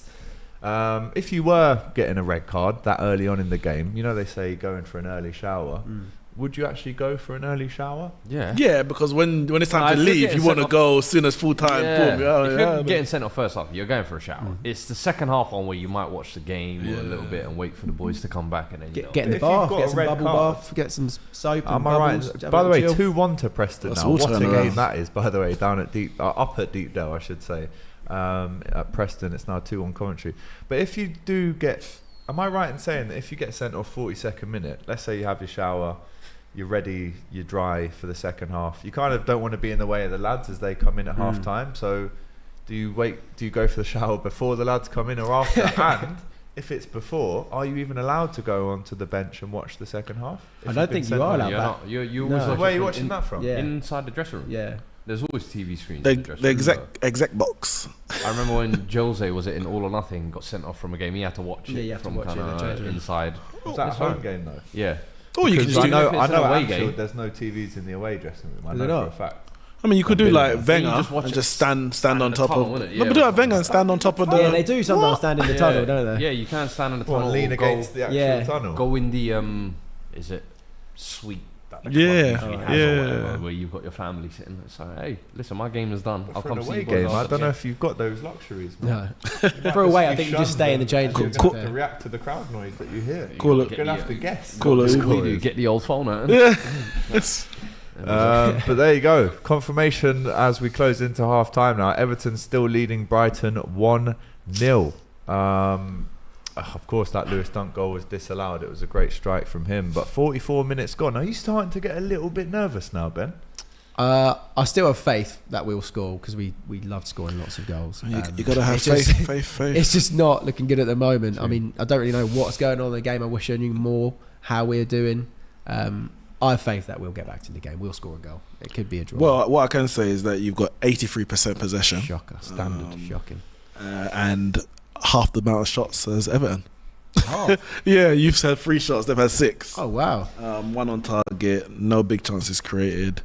I can see. I can know what that match is looking like. Then it's just passing it around and not doing much with it. Yeah, Bristol Rovers, who recently sacked Joey Barton. Is that correct? Yeah, they did. Yeah, they're 4-1 up in the FA Cup at home to Whitby Town. Where is Whitby? Does anyone know? Somewhere in Middle England, I'll say. I want to say like Cornwall way. I want to say South West. God knows. I'm thinking of Whitstable Bay actually. The side. Can someone let us know where Whitby is? I don't know. We like to have a bit of a geography lesson on here as well, because of course we commentate and talk about games that aren't necessarily the big ones, but we also like to know where these teams are from. Apparently it's Yorkshire. Is it? East. Oh, okay. There you go. The coast of North Yorkshire. Speaking of games we don't normally talk about, a big, well, I wouldn't say upset, but a big result in the FA Cup was it on Friday night was Horsham, which is near me in Brighton, drew 3-3 with Barnsley away. Former Brighton player Shamir Fenelon, got a picture of him. He scored for Horsham, which is mad. So now they got a replay at Horsham. That's brilliant. Okay. And they're getting rid of, I heard they're getting rid of 2-legged Carabao Cup for next season. Which I'm actually. I've been calling for that for ages. For bigger clubs, you probably don't want it, but for the smaller clubs, like if the Carabao Cup, that does so much for them. Like the amount of money that they make if they get a replay. No, but we're saying I think the semi-final specific. Yeah, but in FA Cup, I always think the lesser team should always get the home draw. The home draw, if that makes sense. Yeah, like no matter what, and that way it kind of balances out that kind of thing you're saying. I think like. I'm sorry, but the big clubs, you don't deserve any favouritism. Exactly, Like, up until the semi-final, when it's like, hey, it's a who's who, then it can be. Yeah. But I think till the semi-finals, it should be the teams in a lesser division or the team that finished lower than you last year. Seeding, basically. Yeah. Seeding like that. I'm not against that. Yeah. I like the place. It's good for the game, but good for the smaller clubs. The money that they make is huge. Clara sends in another super chat. As Fuad and AGT weren't on the preview show this week, can we have your predictions for Newcastle, Arsenal and Spurs, Chelsea? Don't forget, massive watch along on Monday night after the weekend roundup show, which is obviously at 12:30 as it always is. But 8 o'clock kickoff on Monday night. We'll be on that one together. It's almost an FCM takeover for that watch along. So we will have Spurs v Chelsea. But score predictions for both. Just rattle them off quickly. I'm going 1-1 for tonight's game. I think it will be an even game, pretty tight. Newcastle at home though could get something, but as you said, they've got a few injuries. I'm predicting us to win 2-0 against Chelsea. Yeah, I think they're struggling for goals at the moment. They're creating a lot of chances, but I've said our defence is one of the most reliable ones at the moment. Got no faith in Janet Jackson. I mean, Nico Jackson. No, I think the funny thing is, at the start of the season, I thought even though he wasn't scoring, he had the confidence with his movement, his touches, his link up. But past couple of weeks, you almost feel like that's gone out of the window since the red card that he got after he scored that goal. But yeah, I'm going for a confident win in this game. To be fair, I'll go 1-0 Newcastle, Arsenal myself, and I'll go 3-1 Spurs against Chelsea on Monday night. Good chat here from Splashnet. He says, how much do you want to bet on the Arsenal under-18s driver finding Whitby? Big up Splashnet. Big up to you, my friend. He's actually a Man United fan. Yeah, I know. There you go. Janet Jackson says Martinelli could be the difference. Put VAR at all the grounds and then you can give the lower seeded team the home field, says Josh H. And Spurs are overdue. A Spursy, says DNYJ. As well. It's a new Spurs. Ooh. They said that at Palace. They said that at Arsenal. They said that at Liverpool. I'm waiting for it as well. But hey, man, I'm not sure Chelsea are the team to do it, in my opinion. I know we usually have kind of like it's tough against tasty affairs, if you like, but I think you'll beat Chelsea. I don't see the threat with Chelsea. I don't see who is the linchpin in their midfield, who is the goal scorer in their attack. For me, it's the goal scorer more than anything. And he's pretty much made the team his own already. And I'm like, what? Yeah. A guy who's just come out of City's academy has walked into your club basically and just made it. He's the main guy. You got Sterling there, you got Mudryk there, and none of these guys really want to take the reins. So I think this game, if anything, you're looking at the Chelsea players and you're saying, who's really got the character to... Guys like Sterling, you've really got to look at and say, okay, it's cool turning up against Burnley, it's cool turning up against Luton. This is a big derby now. Can you do it? Mudryk. All right, you scored your little cross against Arsenal. Can we get a real cross this time? So I think it'll be a test of character for them, but for us, it's a case of... I think Spurs will be very disappointed if they don't win that game. Like, considering how you started the season and where Chelsea's at, you've got to win team, this. I think last year and we won 2-0. I think Skip scoring like a edge of the box screamer off the crossbar as well. So it's not like we can't. But let me ask no this. destiny. Is the gap between Spurs and Chelsea now bigger than it was last season? Because Chelsea were awful last year as well. No, I think they're better than they were last year though. Even though we are better than we were last year. That's what I'm saying. Well. Is the gap between the two you bigger this year? I really think because Chelsea, I don't think are that far off as well. In my opinion, I think they just need the goals to start going in. They don't look as bad as I think people are making out to be. But at the same time, I think we are the better team at the moment. Once Nkunku comes back for Chelsea, then that's when they'll probably start. Things could change. I'm worried that there's too much pressure on. Nah, he looked very good in pre-season. But you know, sometimes when you've been out for like 4 months, it's a new club, new league. You need a bit of maybe 10 games. Bedding in kind of thing. He can't bed in. It's I don't feel like he's gonna get that. It's like, yo, we need goals now. We need some goals. Can you turn up? Well, that's why January is important. I wonder if they're going to get a striker. Right, just to update you then, half times have gone at most of the games in the Premier League. We're just waiting on the Brentford West Ham game. There's 7 minutes added on there. But it's half time at the Etihad. It's half time everywhere else in the Premier League as well, which means it's half time, doesn't it? So... as I said, earlier on in the week, I went to go and speak to Joe Cole about what he thinks towards the Champions League, the likely winners, the likely finalists. We also had a few chats about other things as well. So that full interview is coming out. It's around about a 15-minute chat. That's going to come out on Tuesday. But let's see what happened when I spoke to Joe Cole in the week.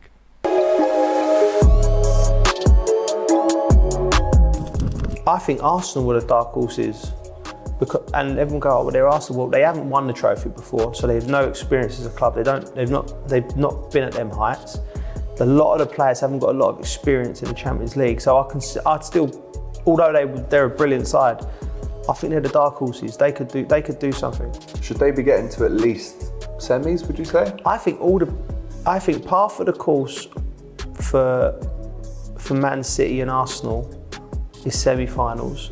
Like if Man City got beaten in the semi-finals, it wouldn't be a disgrace because they'll be getting beaten by Bayern Munich or Real Madrid.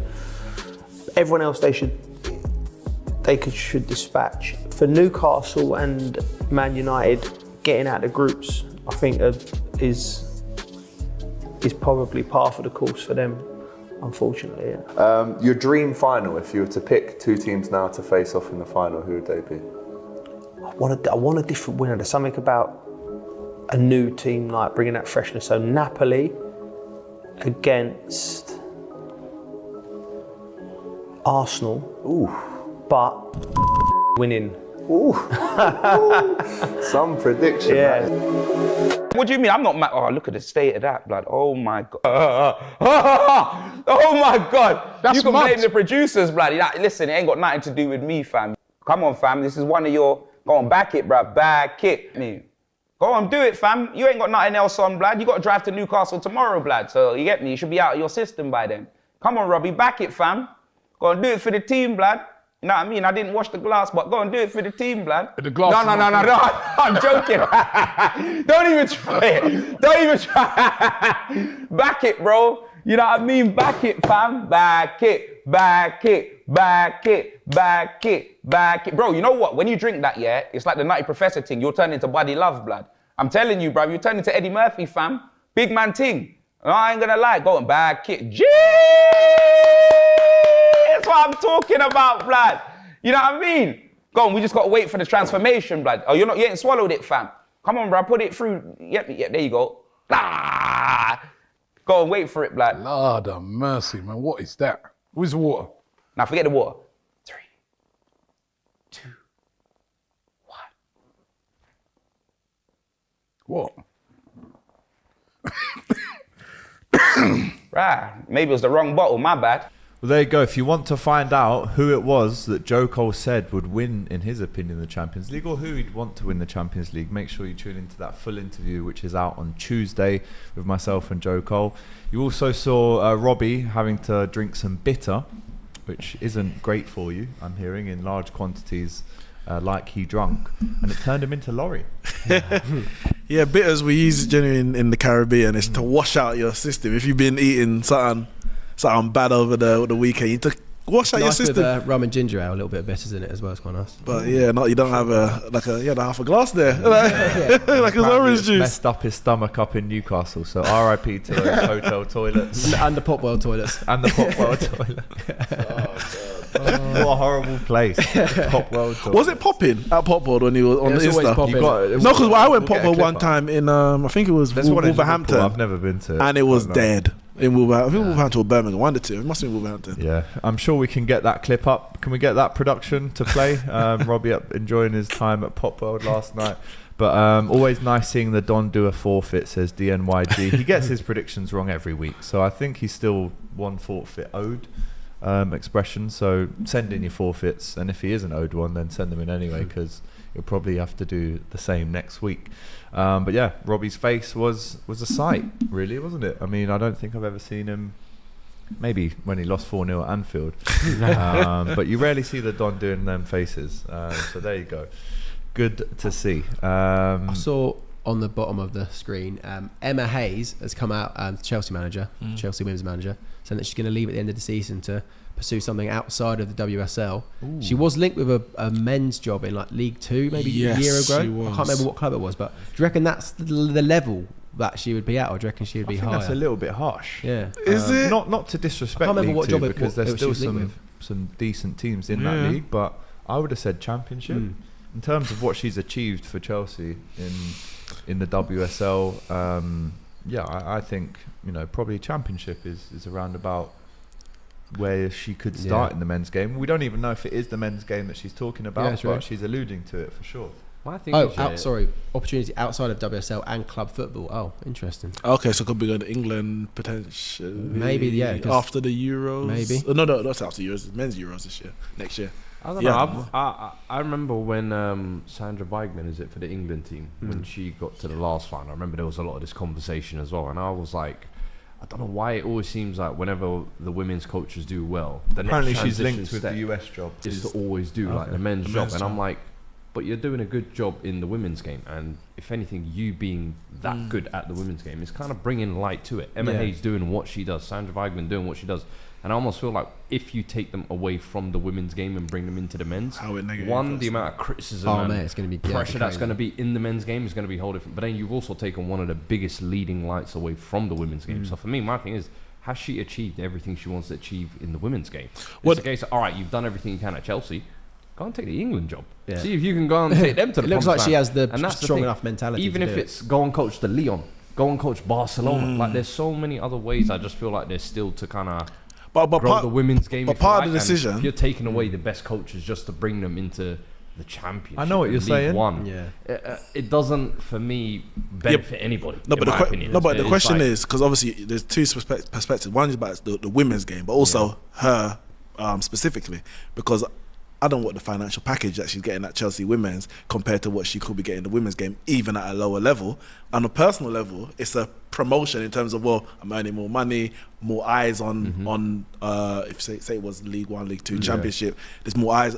You can grow your own reputation within the game. So yeah, it doesn't benefit the women's game 100% for someone like that to leave. Unless you've done well, personal level, better light maybe. To show the quality she's linked of what to the US women's national team job, which I guess that's a high. It's probably the number one job in the world in terms of the women's game. So I guess England fans will maybe be a bit disappointed that she's not maybe going to go there. But again, how can you get rid of Sarah? Yeah, exactly. With all she's achieved. So interesting, that one. We'd like to see how that one finishes. But But yeah, there you go.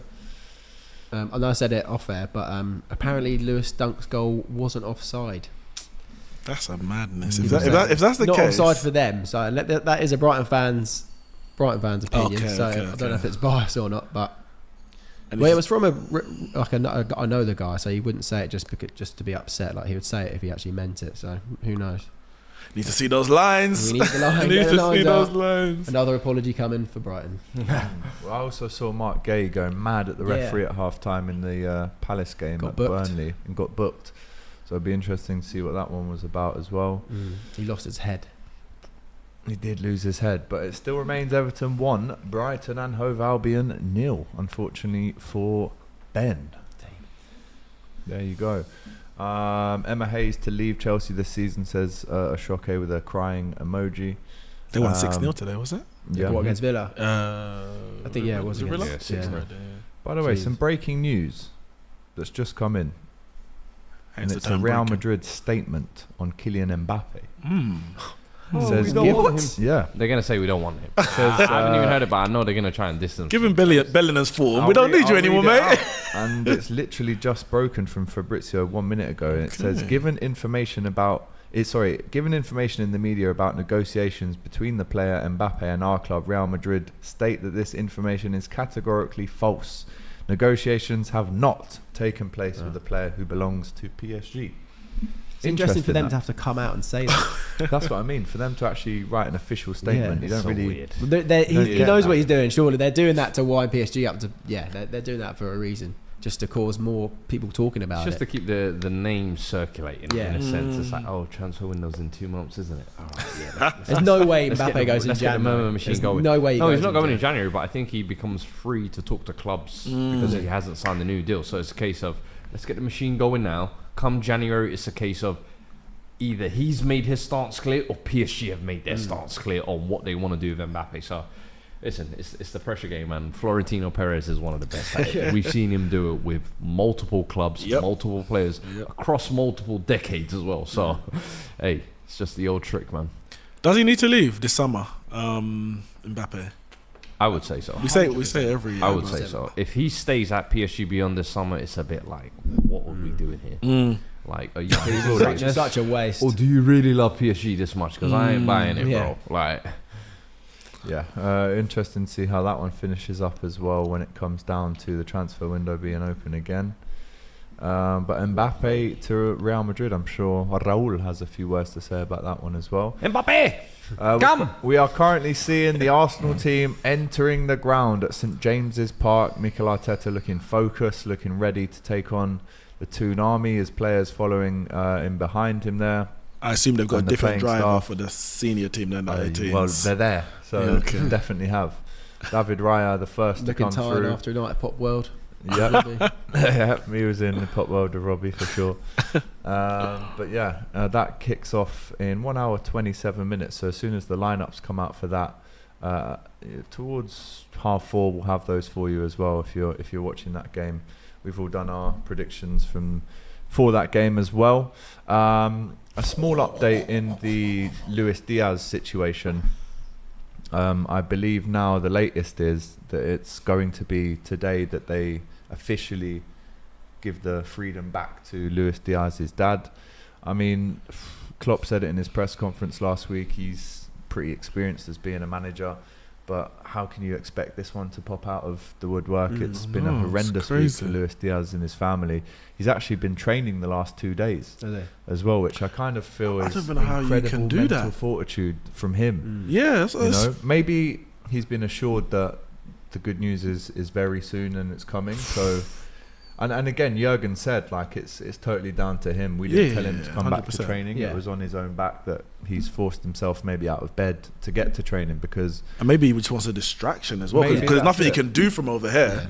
But I think the worst thing, again, touch wood, that everything ends out being safe and there's no harm done to his dad. But I think the worst thing would have been if he went to Colombia to try and resolve the situation because it could have got even worse. Yeah, so, Am I right in Luis thinking Diaz, that, wow. or did I hear correctly that the group that did kidnap him said that they didn't realise it was Luis Diaz's dad? Yeah, Or- but that's or ridiculous because they knew it was his mum and they let her go. So Oh right, okay. I don't believe that at all. Yeah. But obviously, you know, we're wishing Luis Diaz and his family all the best in what has been a horrendous week, really, for him and his family. Not So something you ever want to think about your mum and dad being kidnapped. Never. I remember we had Wilson Palacios go through something similar, and obviously his brother passed away off the back of that, and honestly, never recovered from that. Kidnapping? I feel like, kidnapping in Honduras, I remember.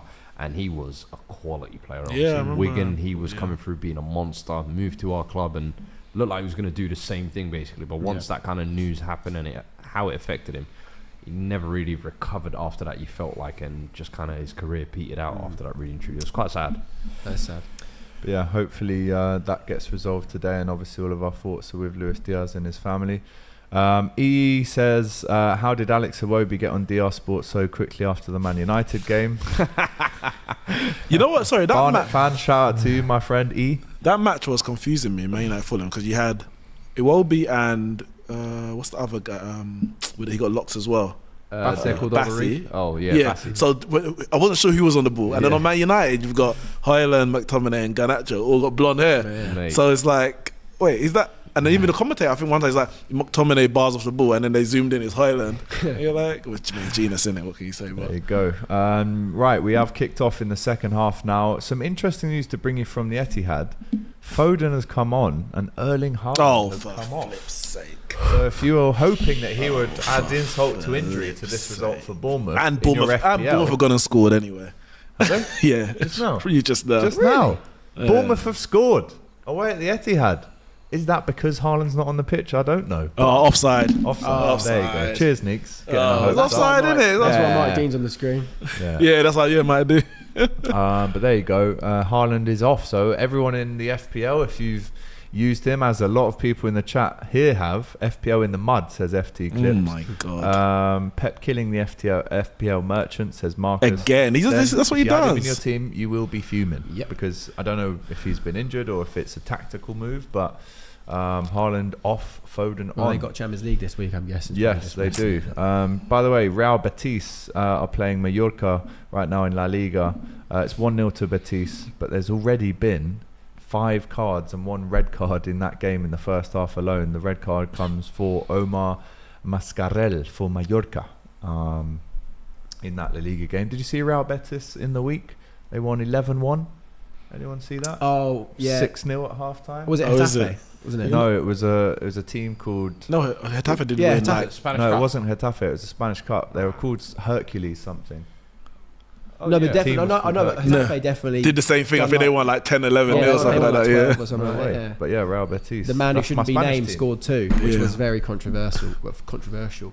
Yeah. The man who shan't be named at Getafe. Man United is on loan at Getafe, Oh, isn't it? yeah. Yeah, he's Number scored 11. Yeah, Well, no, not number 11 anymore. Number 12 for them. Whatever he is.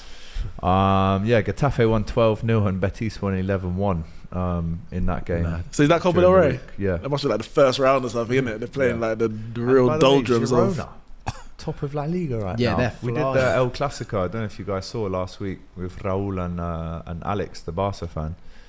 And they were saying, we need to get points to close down Girona. Yeah, it's And I'm crazy. like, hey, Girona. Yeah, It's crazy. and right? also they're part of the City group, aren't they, Girona? They are. Oh, are they? They are part of the city. One of their players actually came out a couple of weeks ago and was saying how much he loves the City group. He was basically just twerking for Man City to try and get a move there. He was saying how much he loved it and stuff. Yeah, like that's that. just It's just an easy move as well. Go over to Melbourne. He's like, oh, you love us that much? Go on.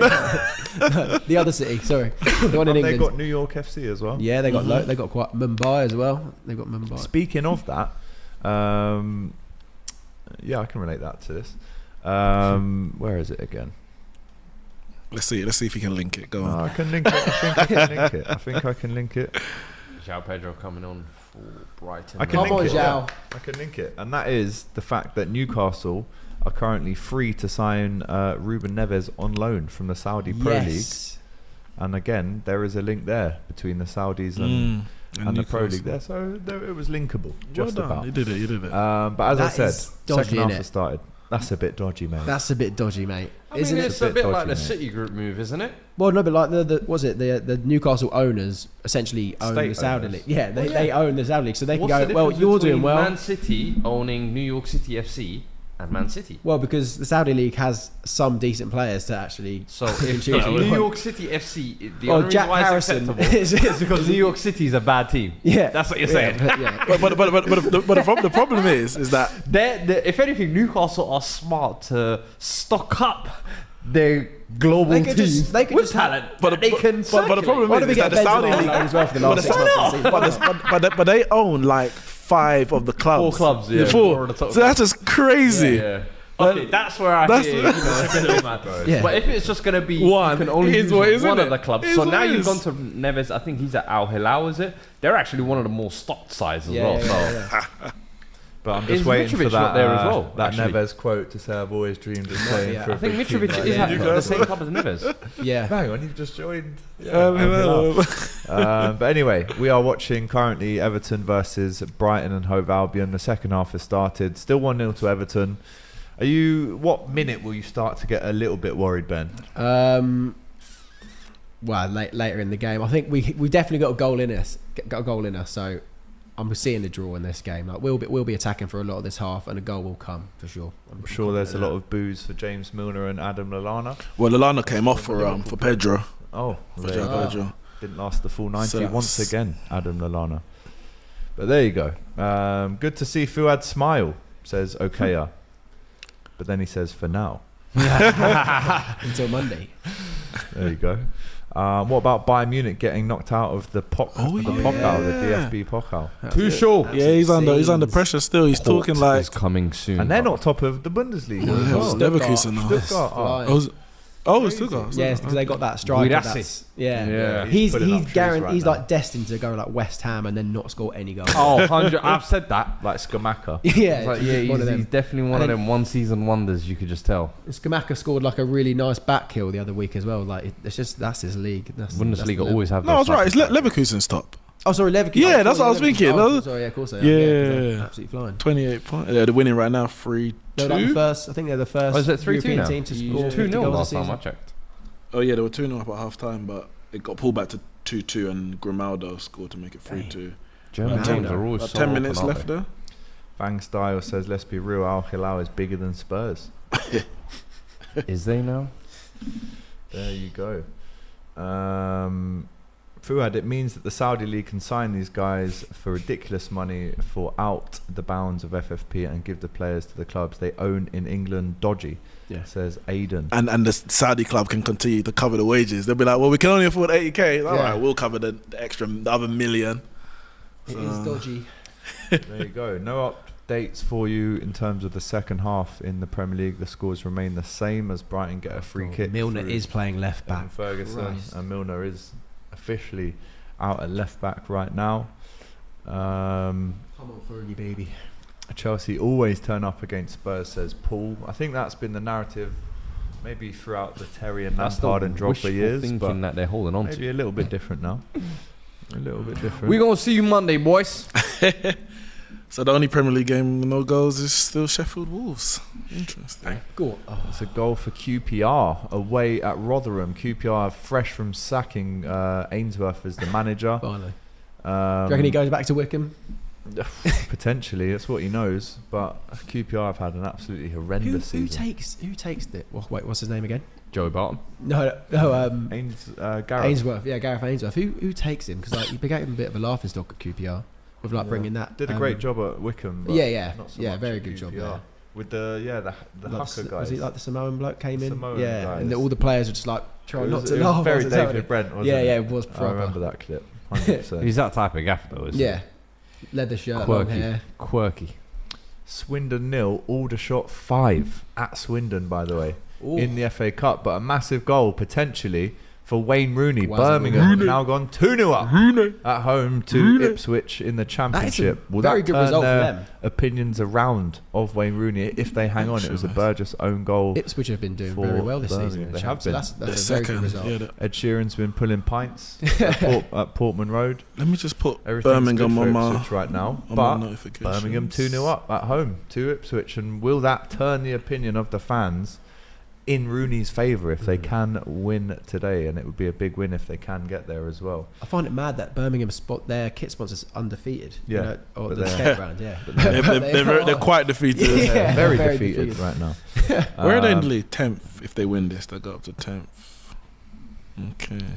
Milner losing against Neverton is weird, says Neverton. FT Clips. I don't think There's James still time Milner to ever go. lost Thank a you, game mate. There's for still Liverpool. time to go. I don't think he ever lost for Liverpool at Everton. And We he got worked De in Zerbi, the Mario lookalike from the Cop TV. We love to see it. I thought you meant the plumber. Plumber. Me, Mario. Referring to Mario as a plumber is hilarious. He was in it. Yeah. Great movie, to be fair. That's actually. I haven't seen it. Oh, it's a good movie. Yeah. 6-0 to Aldershot now, away at Swindon. Tolaj with the Former Brighton player. the goal. That's 51 that's minutes. non-league against League One or League Two as well. So that's a huge ridiculous. result actually. 6-0 away Wow. at Swindon. That's crazy. That's Wow. end Swindon the game. hype. End the game, mate. Terrible film, says Dead Certs. No, it's a good film. No? I Okay. liked it. What film? Mario. I haven't seen Oh it. no, to be yeah, I watched that in the cinema. Yeah, same. Yeah, I kind of like. Oh, I remember there was another film that came out. I watched them back to back. Barbie. No, Apparently that's actually really good. I haven't seen it. Yet. I'll take your word for it. I haven't seen it. just before that. Oh, I remember I watched two films back to back, and it was Mario and another one. A kiddie film. No, I think it might have been what's the Wakanda 2. What film? What's the Why is your mind even? Why are you? I don't Black even know. Panther 2? I think it was. I think it might have been Black Panther 2. I can't remember. Oh, I that think was awful, by the way. Black Panther 2? Awful. It definitely wasn't good as number bruh. one. I'm trying to remember. I is it didn't awful? even see the first one. I saw all the hype of that, and I thought, all right, let me go see the second one. Basically, just black people fighting Mexicans. I was like, bro, is this the whole plot line? Like, Score update There's a penalty at Sheffield at Bramwell Lane Who's it gone to, Neeks?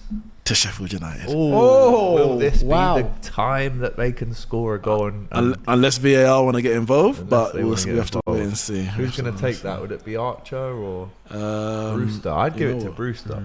Give him a bit Brewster of came off just before half time Oh wow, maybe for not. James McAtee. Yeah, it might be Hamer. Oh, does that Norwood takes it take- Maybe does as well. Norwood I think Maybe Norwood might, but let's see if it's. Whilst you're doing that, You know, VAR JB like to get with the involved. super chat asked the question: everyone's opinion on the Ballon d'Or as a whole. For me, it's been a joke for years. Van It is a Dijk joke. robbed, Lewandowski robbed, Haaland robbed. It's a popularity context. Mate, the fact I absolutely love Speed. Think he's hilarious, but the fact that he got an invite there, man, Ridiculous. it's No. crazy. It's Yeah. actually crazy. You know what? Bringing the It was- integrity it was- of the game yeah, into yeah. question. it was like, I'm all for interactions, engagement, and you know, we all do content and things like that, and we all dream of being in places like that. Yeah. But I'm like, there's a time and a place. Being able to And live especially stream there's in like there, in certain the auditorium. characters you just need. For me, that was as bad as. Do you remember there was one Ballon d'Or where they had Big Shaq performing "Man's Not Hot"? Oh yeah. Oh yeah. And the camera just cut to like Zidane, Zidane. and His face is Modric. like, Yeah. what is this? These guys were like, "What the That is is so going that is on?" so And random. it was just for me two of the exact same ones where I'm just like, all right, I get it. The whole world loves this and Yeah. everything, but this does not belong on like a football space, and especially in like the most premium award show, if you like. I'm just like, it was weird. Him and that was it Receba? Yes, They were Receba both guy, there. yeah. I was like, He's There were not quite a as few annoying TikTokers as there Speed. as well. he's definitely not as annoying. Yeah. But I And was just also, like, I saw Speed like what with is a this? random bald guy, and he goes, "Oh my God, Zidane!" Oh, yeah, he was And going But the Yes, thing was, it's like, it come wasn't on, just bro. them two as well. You're It was an like idiot. they'd actively invited a bunch of Yeah, it was. TikTokers. There was that French because there was a TikToker, French wasn't it? Yeah. TikToker who he's like doing a video of Haaland. Haaland's like, Yeah, what are are you you doing? doing, man? Yeah. And I was like, No, I can't lie, it's man. got funny. I was like, I what? can't lie, that's got to go. Inviting Speed to the Ballon d'Or. But anyway, massive free kick here for Brighton. Lewis Dunk steps over it. Oh, great save. Right, he's getting headed better for at the top these. corner. He's getting better at these That free was kicks. definitely a goal, but Pickford out of nowhere sends it behind for a corner. Let's look at it again. The technique's all there. Just needed to be a little bit more in the corner, but it was a great free kick, and Brighton looking to get an equaliser early on in the second half. And there's been an own goal at Brentford. Mavropanos, 2-2 Brentford, West Ham. Yeah. Didn't you say it would be 2-2? Was it this game? You definitely said one of them would be 2-2. The Brighton game, I said 2-2. Did you? I may have given some information that wasn't 100% correct. I don't see the penalty yet. Fake fat Neeks. Yeah, my apologies. Ah. I got a notification and it disappeared. So no goal at Sheffield United, but there is a goal at Brentford. 100%. It was a penalty, and then it was later on a free Oh, kick. okay. All right, cool. Wimbledon 3, Cheltenham 0 in the FA Cup first round. James Tilley, another former Brighton player. There you go. All over the shop. But confirmation of that goal in the 55th minute. Mavropanos with the own goal. Yeah. Brentford 2, West Ham 2. Who's gonna nick the winner in that one? Yeah, I went 2-1 West Ham and 2-2 Everton Brighton. So. Makeshift Eli says, AGT, you got annoyed that Speed called someone Zidane. I love you both, but you're starting to sound like elders. But come on, no, if he you're at the was Ballon d'Or and barking. You don't know who Zidane is. The auditorium. You don't deserve to be there, and he's barking, and he's surprised when Ronaldo didn't win it. Like, come on, man. Okay, We've got to do better as a sport. We've got to do if he's better. like allowed maybe out where the red carpet is and doing videos there, cool. But maybe The just ceremony. be like, don't film, don't live stream. I think he had like 500,000 at one point. He had like 500,000 concurrent viewers, which is nuts on his YouTube. But that's live what they brought him there for. Yeah. Let's be honest. Yeah. They want those extra eyes or whatever. stream. Everyone's But will they watching be it. regretting I it, just though? think How? it's corny, in my opinion. It's just cringe. There's time and place for banter and shit like that. And I'll be honest with you, I'm not watching the Ballon d'Or to have a laugh. I'm trying to see man get crowned. Wrong place. And they always be I think. crowning the wrong man. Well, on the Ballon d'Or, in terms of who to give it to, I agree. I agree that Messi should have got it this year. I've always been a favourite of, in a World Cup year, you have the whatever you do in the World Cup weighs much heavier. Let me ask you a question. What year was the World Cup played? Well, it's the What year was the World Cup it's the played? season. I'll but ask you a question. What year was the World Cup the played? season 2022-23. No, but they've changed the voting period. It used to be over a calendar year. Why did they all of a sudden change the vote? No, I think they changed it the year before as well. No, it was a sudden change like recently. I'm pretty sure. I'll double check that. I'll double check that. It was a sudden change. The things they don't tell you behind the scenes. Because the FIFA Best one, they changed that. So Messi won it for 2022, but he can't. But he's not going to win for 2023 because that's a calendar year period or something like that. But the Ballon d'Or changed the season. But either way, for me, in a World Cup, however you want to do it, I think those performances and that result should weigh heavy. So for me, Messi. I think what Haaland done weighs heavier. He done so. Well, let me go, because I think so. For me personally, Messi deserves to win it.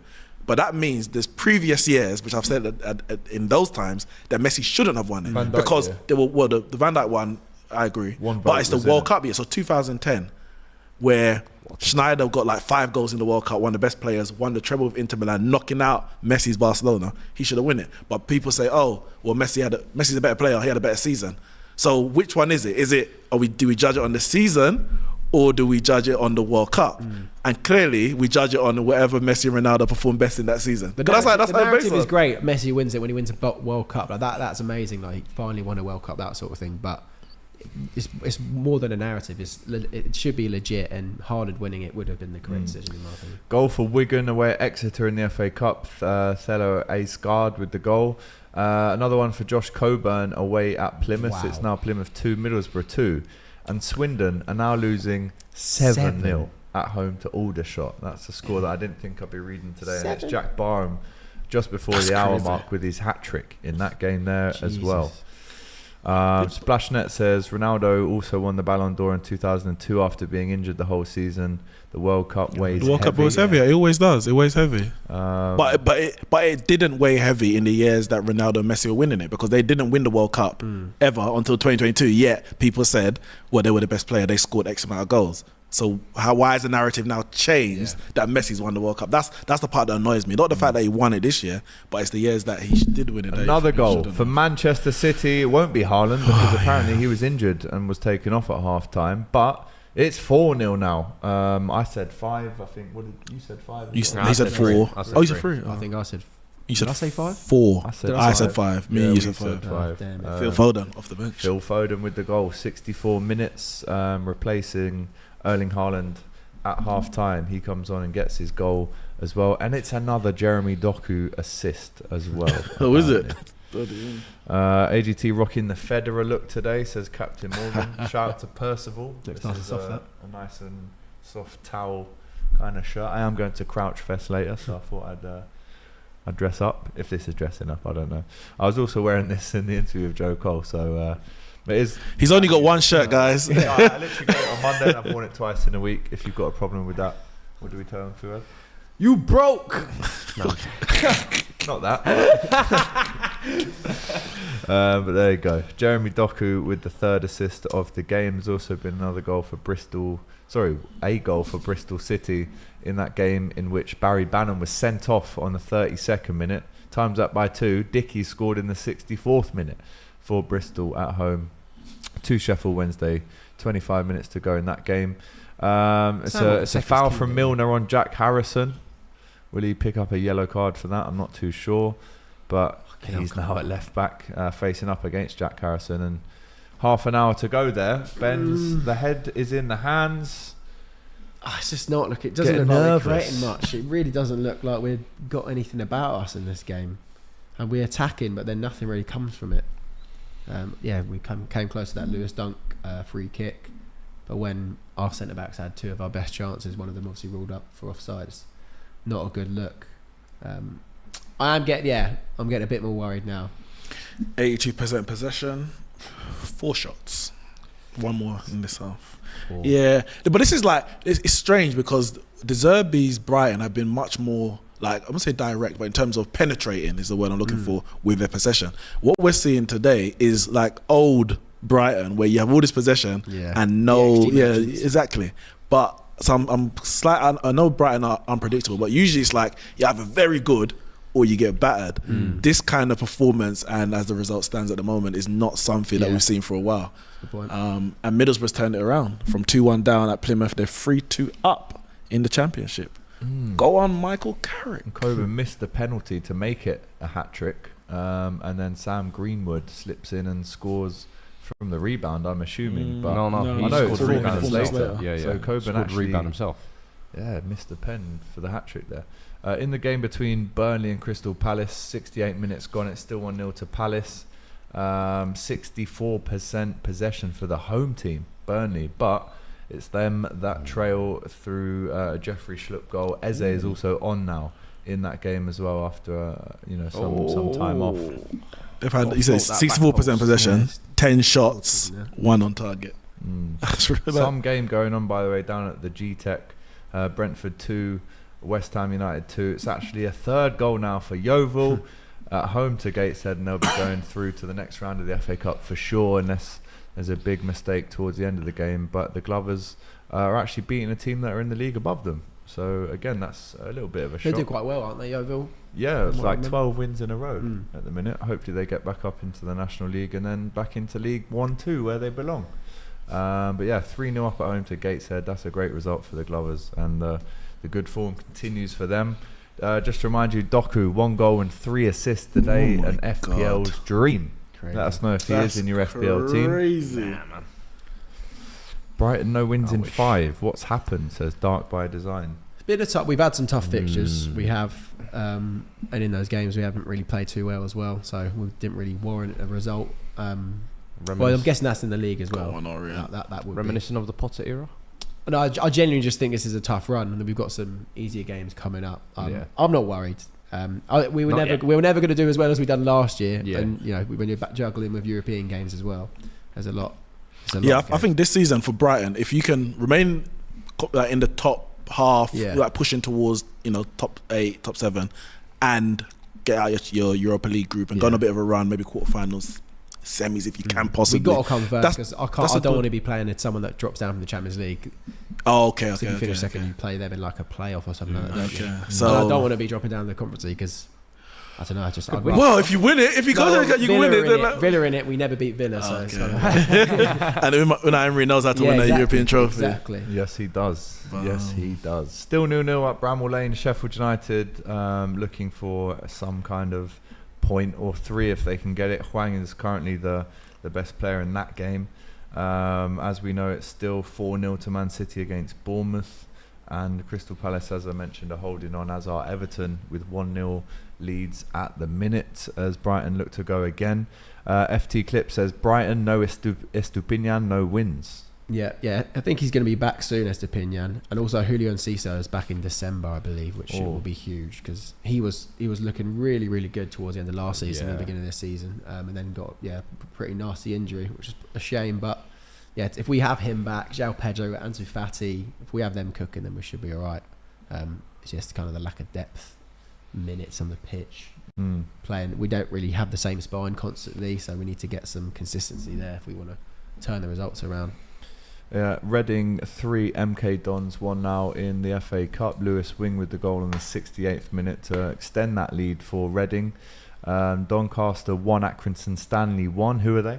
Exactly. Cheers, thank you very much. Josh Andrews with the goal on 71st minute. And no noise about Brighton not winning, says Samboy. I think we got to go. I don't want to go too early, guys, but Sheffield United.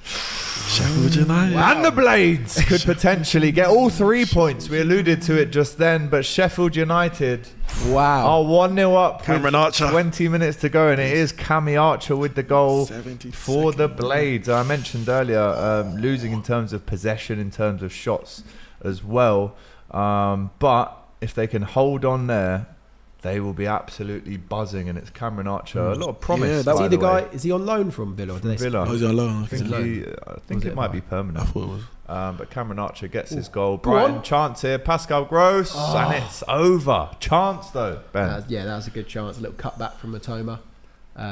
But if we're going to score, we need Matoma to be hot, and hopefully he'll be making a few more of those kind of runs. That's the closest we've come for a long time, though. Here's Matoma against Ashley Young. That should be illegal. I think that was Sheffield's first shot on target in the game, actually. Wolves have had one themselves, so it's not a great game looking out there. But goal for Gateshead in the game against Yeovil. Hopefully that isn't the start of a comeback. Yeah. Yeovil 3, Gateshead 1 now. Also an update for you in the West Brom game. Matt Phillips, remember him, still playing football, 2023. West Brom 2, Hull 1, Notts County 2, Crawley 2. But we've got lineup news coming out of St James's Park right now, and it looks like this. Nick Pope in goal, Kieran Trippier, Shah and Lascelles, who retains his place in the centre of defence for Newcastle. In there, of course, because Botman is still out. Dan Burn at left back, Bruno Guimaraes, Sean Longstaff and Joel Linton in the midfield.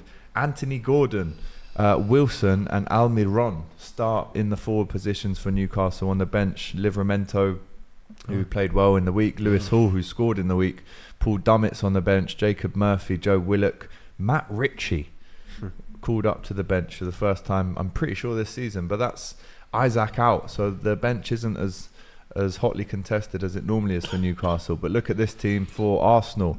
David Raya starts in goal again for the Gunners. Ben White, Saliba, Gabriel and Tomiyasu starting at left back, as he normally does in away games. They haven't really been able to rely on Zinchenko to do the business in recent weeks, so Tomiyasu in at left back. Kai Havertz starts for Arsenal with Jorginho and Rice. Arsenal starting with 10 men. Okay. So no Odegaard in the starting lineup. Not even in the squad today. Must be injured. Surely. Massive that for Arsenal. In midweek he did score it. Yeah, he did. Consolation goal. The Yes. captain is out. And then up front, Martinelli, Eddie Nketiah and Saka. And there's been another goal at the G-Tech. Wow. What a game this is, by the way. Brentford 3. West Ham 2, and it's Collins with the goal. Nathan Collins on the 69th minute. Will West Ham come back again? They were, of course, trailing, then they were leading. Now they're trailing once more. And that is a massive result if it stays that way for Brentford. Confirmation of Xabi Alonso's Bayer Leverkusen are still unbeaten this season after 15 games. They beat Hoffenheim today 3-2. 54 goals scored already. That's quite unbelievable from Xabi Alonso's team. But yes, just to confirm, options out there for if Ten Hag leaves. He ain't going to United, man. he's definitely not coming to. Yeah, Don't you worry think about that, but when you put that money on the table, it. Yeah, we'll see. Yeah, we're hearing that Odegaard has missed the game through injury. That's coming out of the Arsenal camp there. So again, not the full strength team for both teams in that one. How do you react to those lineups, Ben? Newcastle's are stronger than I expected it to be. The defence looks fairly strong. I thought we might have seen Paul Dummett maybe playing again, but obviously he's dropped to the bench. It looks like a solid team from them. They could cause Arsenal some issues for sure.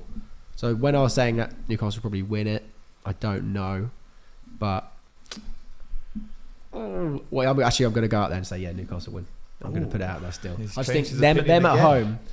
Well, that was my original one, but I feel like Newcastle at home, and the vibes at Newcastle are decent at the moment. Going for a home win. Yeah. There has been another goal at the Etihad, but this time, Fuad, it's not gone to Man City. Who has scored for the Cherries? Luis Sinisterra has scored for Bournemouth, 4-1. Consolation in 74th minute. Who was he playing for last year? Leeds United, wasn't it? Yeah, it looked very tricky last year, but I haven't seen much of him at Bournemouth so far. But first goal today. I'm happy about that. I don't have any Man City defenders in my FPL, so someone's got to get punished for that Haaland sub. I can't be the only one suffering. Chance for Brighton, and time is ticking at the Goodison Park, by the way. Lineups are also in for Borussia Dortmund and Bayern Munich. That one kicks off at 5:30. Harry Kane starts, Sané starts, Musiala starts, Coman starts. That could be a good one to watch as well. But obviously it is at Dortmund. They're the home team today, and up front they've gone with Füllkrug, Brandt, Royce and Marlon, I should say. What are your score predictions for that one? Because that's one of the top games in Europe. Yeah. Dortmund on the team they used to be. Bayern Munich 3-1. Yeah. Easy. I don't ever buy into the Dortmund hype or PR that they try and run. They are. Well, no, they're not. They're nowhere near the levels that they used to be. Good. Of course, but if they win today, they go above Munich into second. Bayer Leverkusen now 5 points clear at the top. Game in hand, of course, over Munich and Dortmund, but Munich on 23 points, Dortmund on 21. Great. So even, you say that Dortmund might not do well, but if they win, they're above Munich. I was going to say, it was a great goal by Kane last week, was it? From his own half, innit? What a strike. The technique on it was an absolute joke. But he can't buy a trophy. They lost the Super Cup in his first game. I think he was on the bench on that game. I can't remember. Yeah, he came off. And then they got knocked out of the cup midweek to some lowly team. Kane's the curse. And they're not top of Bundesliga. So but they can beat Man United in the Champions League. Should have stayed one more year, lad. Should have stayed one more year. I was having this chat with the boys in the office early in the week, talking about the next Ballon d'Or, who wins. Obviously, if Jude carries on his form, could be him if Real Madrid. And then there's Euros as well. The Euros as well will be massive. Like Mbappe. England could actually. I know we say it every time, but I feel like if England win the Euros, then Jude and Harry Kane both have good seasons for their club. There's a chance that an English player could actually win the Ballon d'Or again.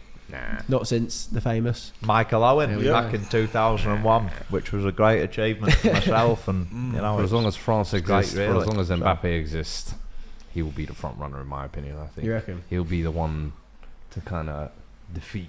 Because even if France go out, let's say quarterfinals in the next Euros, he still within 5 games put on player of the tournament performances where you're just like, all right, this guy is easily the best player in the world. And then he makes his Madrid move, starts off crazy, and all of a sudden it's undeniable that it's Mbappe. But so if Kane wins the Bundesliga and the Euros of England, then he'll probably have a good shout. I think Kane needs the Champions League. I can't lie to you. I don't think Bundesliga, they've won 10 of the last 10. The Euros will be... The Euros will be massive, but then also it depends on what part he plays in that Euros. Because if Saka outshines him like he did in the last tournament...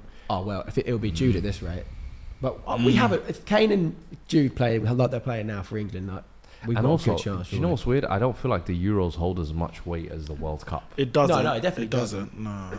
Like the World Cup, you could say, I won the World Cup. That's why I should win it like Messi has this year. I don't know if you could do that with the Euros. I'm trying to think. Who won Ronaldo win it when they won the Euros? 2016, I think he did. 2016. Was that probably the last one he won? But he also won the Champions League that year. 16, and it whistles wide from Dwight McNeil.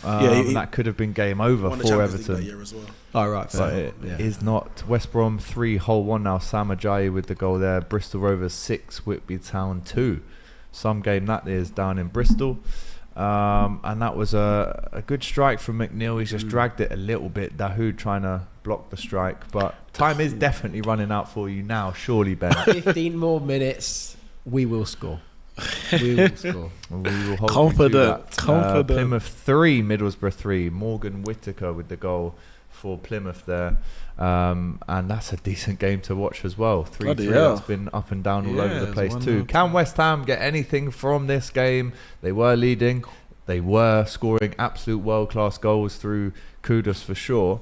Sorry, that is an absolute trek. Middlesbrough away at Plymouth. Yeah, that's and Gateshead away at Yeovil. Oh yeah, that's very true. That's a mad trek for the away fans there. Swindon has pulled one back. They have. The comeback is on. The comeback is on, mate. Swindon 1, Aldershot 7. 8. Who would have thought that one? 7. Unbelievable. Roman Kent's brothers scored the goal. Unreal. Chance for Everton. Oh, and it's a great block from Lewis Dunk, who stops Calvert-Lewin at the near post, equalising. Everton backs to the wall time now, Fuad. Oh, it's needed, to be fair. Last 15 minutes, Sean Dyche has actually been able to get a tune out of this team for the past couple of weeks. So and this will be a big result for them as well. Yeah. At home, they're starting to make it into a fortress. I think when you're in that kind of bottom half of the table, you want your home form to be kind of the thing you can lean on. I think he's making it. Exactly. There you go. Still 15 minutes to go at Goodison Park. Of course, we'll keep you updated there. It's still Manchester City 4, Bournemouth 1. Sheffield United still winning 1-0, which again, if they hold on there, that will be massive. A lot of talk about the manager needing to go a few weeks ago, but if he can win there today, he'll be over the moon with that, I'm sure, as will the Blades fans. 82 minutes gone at Turf Moor, still Crystal Palace leading 1-0. 78 gone at Everton now. Man City 4-1 up with 10 minutes to go. Sheffield United 1-0 up with 9 to go. And we're only on the 76th minute in the Brentford and West Ham game as well. That's 7 minutes of stoppage time in the first half. That's true. So it's delayed it a little bit. Also a second goal for Real Betis in the game at home to Mallorca. Just get the second goal scorer for you now. It's Ayoze Perez, remember him? Okay. That's a great ball there from Brighton. Born in Tenerife, Perez. Notts County 3, Crawley 2, Macaulay Longstaff with the goal for the oldest league club in the world, Notts County. Juventus got their stripes thanks to Notts County as well. We love that fact. Stevenage 3, Tranmere 2, good game that one for Stevenage. Kane Hemmings with the goal in the 81st minute. Talk to me about this one. Naughty from Branthwaite on Ansu Fati. Definitely a yellow card for sure. Clever foul if you're an Everton fan, but frustrating because for a Brighton fan, because he's running through there. Yeah, exactly. He was in. Whether he'd score or not, who knows? But shout out to Ezio. He's always in the chat every single week. He's a big Notts County fan, and he says 3-2 Notts. Come on, you pies. You pies. Up the ticks. Up the ticks. Free kick here for Pascal Gross. What can he do with it? Hopefully what he done with Dunk, but him being onside would be good. A goal for Ipswich against Birmingham. Marcus Harness with the goal. A nervy last 10 minutes remain now for Wayne Rooney and the Blues at St Andrews as Dahoud tries to break the lines, but Brighton still press. They still want another goal. It's a good ball in from Milner. It's headed across by João Pedro, but the keeper collects. Wasted from Mitoma. Last week when we played Fulham, it's quite controversial. João Palhinha elbowed Gross, didn't get sent off. Don't think it was checked by VAR. And then I think one of the players went down for a head injury that actually had it. But then a few of the players were going down injured, pretending to have this head injury, which is becoming a bit of an issue. I saw you on your podcast. Talking about because previously when Zaniolo done it, was it Villa versus West Ham? West Ham are on the attack. He goes down, holds his head, and then the referee has to blow up and stop the West Ham attack. I feel like players are now using it to their advantage to cheat. 100%. And I don't know how they get around it because the rule was amazing. The rule's a really good rule and it should be there, but there's a massive loophole. You could and get stood the physios, on. The physios have to come on and pretend that you actually have got concussion, do all these tests when they probably know that he actually is faking it. My thing would be the simple way to take that away. If you're going out with a head injury, you're off for 5 minutes. Yeah. Now you really got to decide if you want to put your team down to 10 men for 5 minutes before you go down with a fake head injury. So it's an easy way to cancel it. For a while, even before the head injury rule came in. Yeah, they have, but 5-1 now to Man City. Two big goals. One at Swindon. The comeback is on. Daniel Kemp again. 2-7 now. At Swindon. Them ones we lost today. Got my 2 goals. Yeah. It's like Kyrie, I did my job, That innit? story. Lost 5-4. I scored all 4. Scored all 4 Hold though. that. And Mateus Nunes First at goal for Etihad. City. Wow. Is that his first? Yeah, I think it is probably. his first goal for Man City. Yeah, 5-1. Mateus Mateus gets the goal Nunes. for the Citizens against the The Cherries. real question is, 5-1. did Doku get the assist? That's what everyone wants to know. So I will let you know when I know. FPL team. God damn. We'll find out. Hopefully shortly. nobody has Doku in FPL Bernardo because who's Silva, gonna have fifth Doku in goal. FPL? I think with some Oh, they're City giving players, it they to just Bernardo you Silva. don't know if they're going to start week in, week out. He's Oh, one of Bernardo those. Silva. Bernardo Silva. Never Speaking put of him in. 7-2s, Bristol Rovers are now 7-2 up at home to Whitby Town. I didn't think we'd have 2 7-2 games today, but there's still time for that to change. Even still, Stockport 5, Worksop Town 1 in the FA Cup first round as well. Odin Bailey with the goal. And at the Den, a stadium that I've actually played in myself, Millwall 0, Southampton 0. In that one, a few minutes to go at the Den. Millwall will be looking to nick something late, but Southampton are looking to get out of that league, let alone be playing at Millwall, with all due respect. So they'll be hoping to nick something themselves. Edinburgh City 1, Montrose 5. See, it's not just the top games that we bring you. Scottish League 1 we're bringing you as well. That's a yellow card surely for James Tarkowski. 82 minutes about at Goodison Park. are gone now. I'm assuming that you might be kind of thinking that We're you might still lose going to this score. one now. We're still going to score. Still? Yeah. Okay. Did you get the draw in the end? 1-1? Oh yeah. Well, I'll take a draw for sure. You take a draw, yeah. take a of course draw. you would. 100%. Surprise, surprise, Doku with the assist. Was it? 4th assist. No way. That's a joke. Yes! Oh, there has been a goal. Just told you. I told you. They have scored. Come on! Goodison Park. I can't believe I'm Liverpool celebrating this loving much at Goodison. This is nuts, but this is what's going on now. I'm buzzing with that. Thank God for that. Everton will be annoyed. Oh, it's an own goal.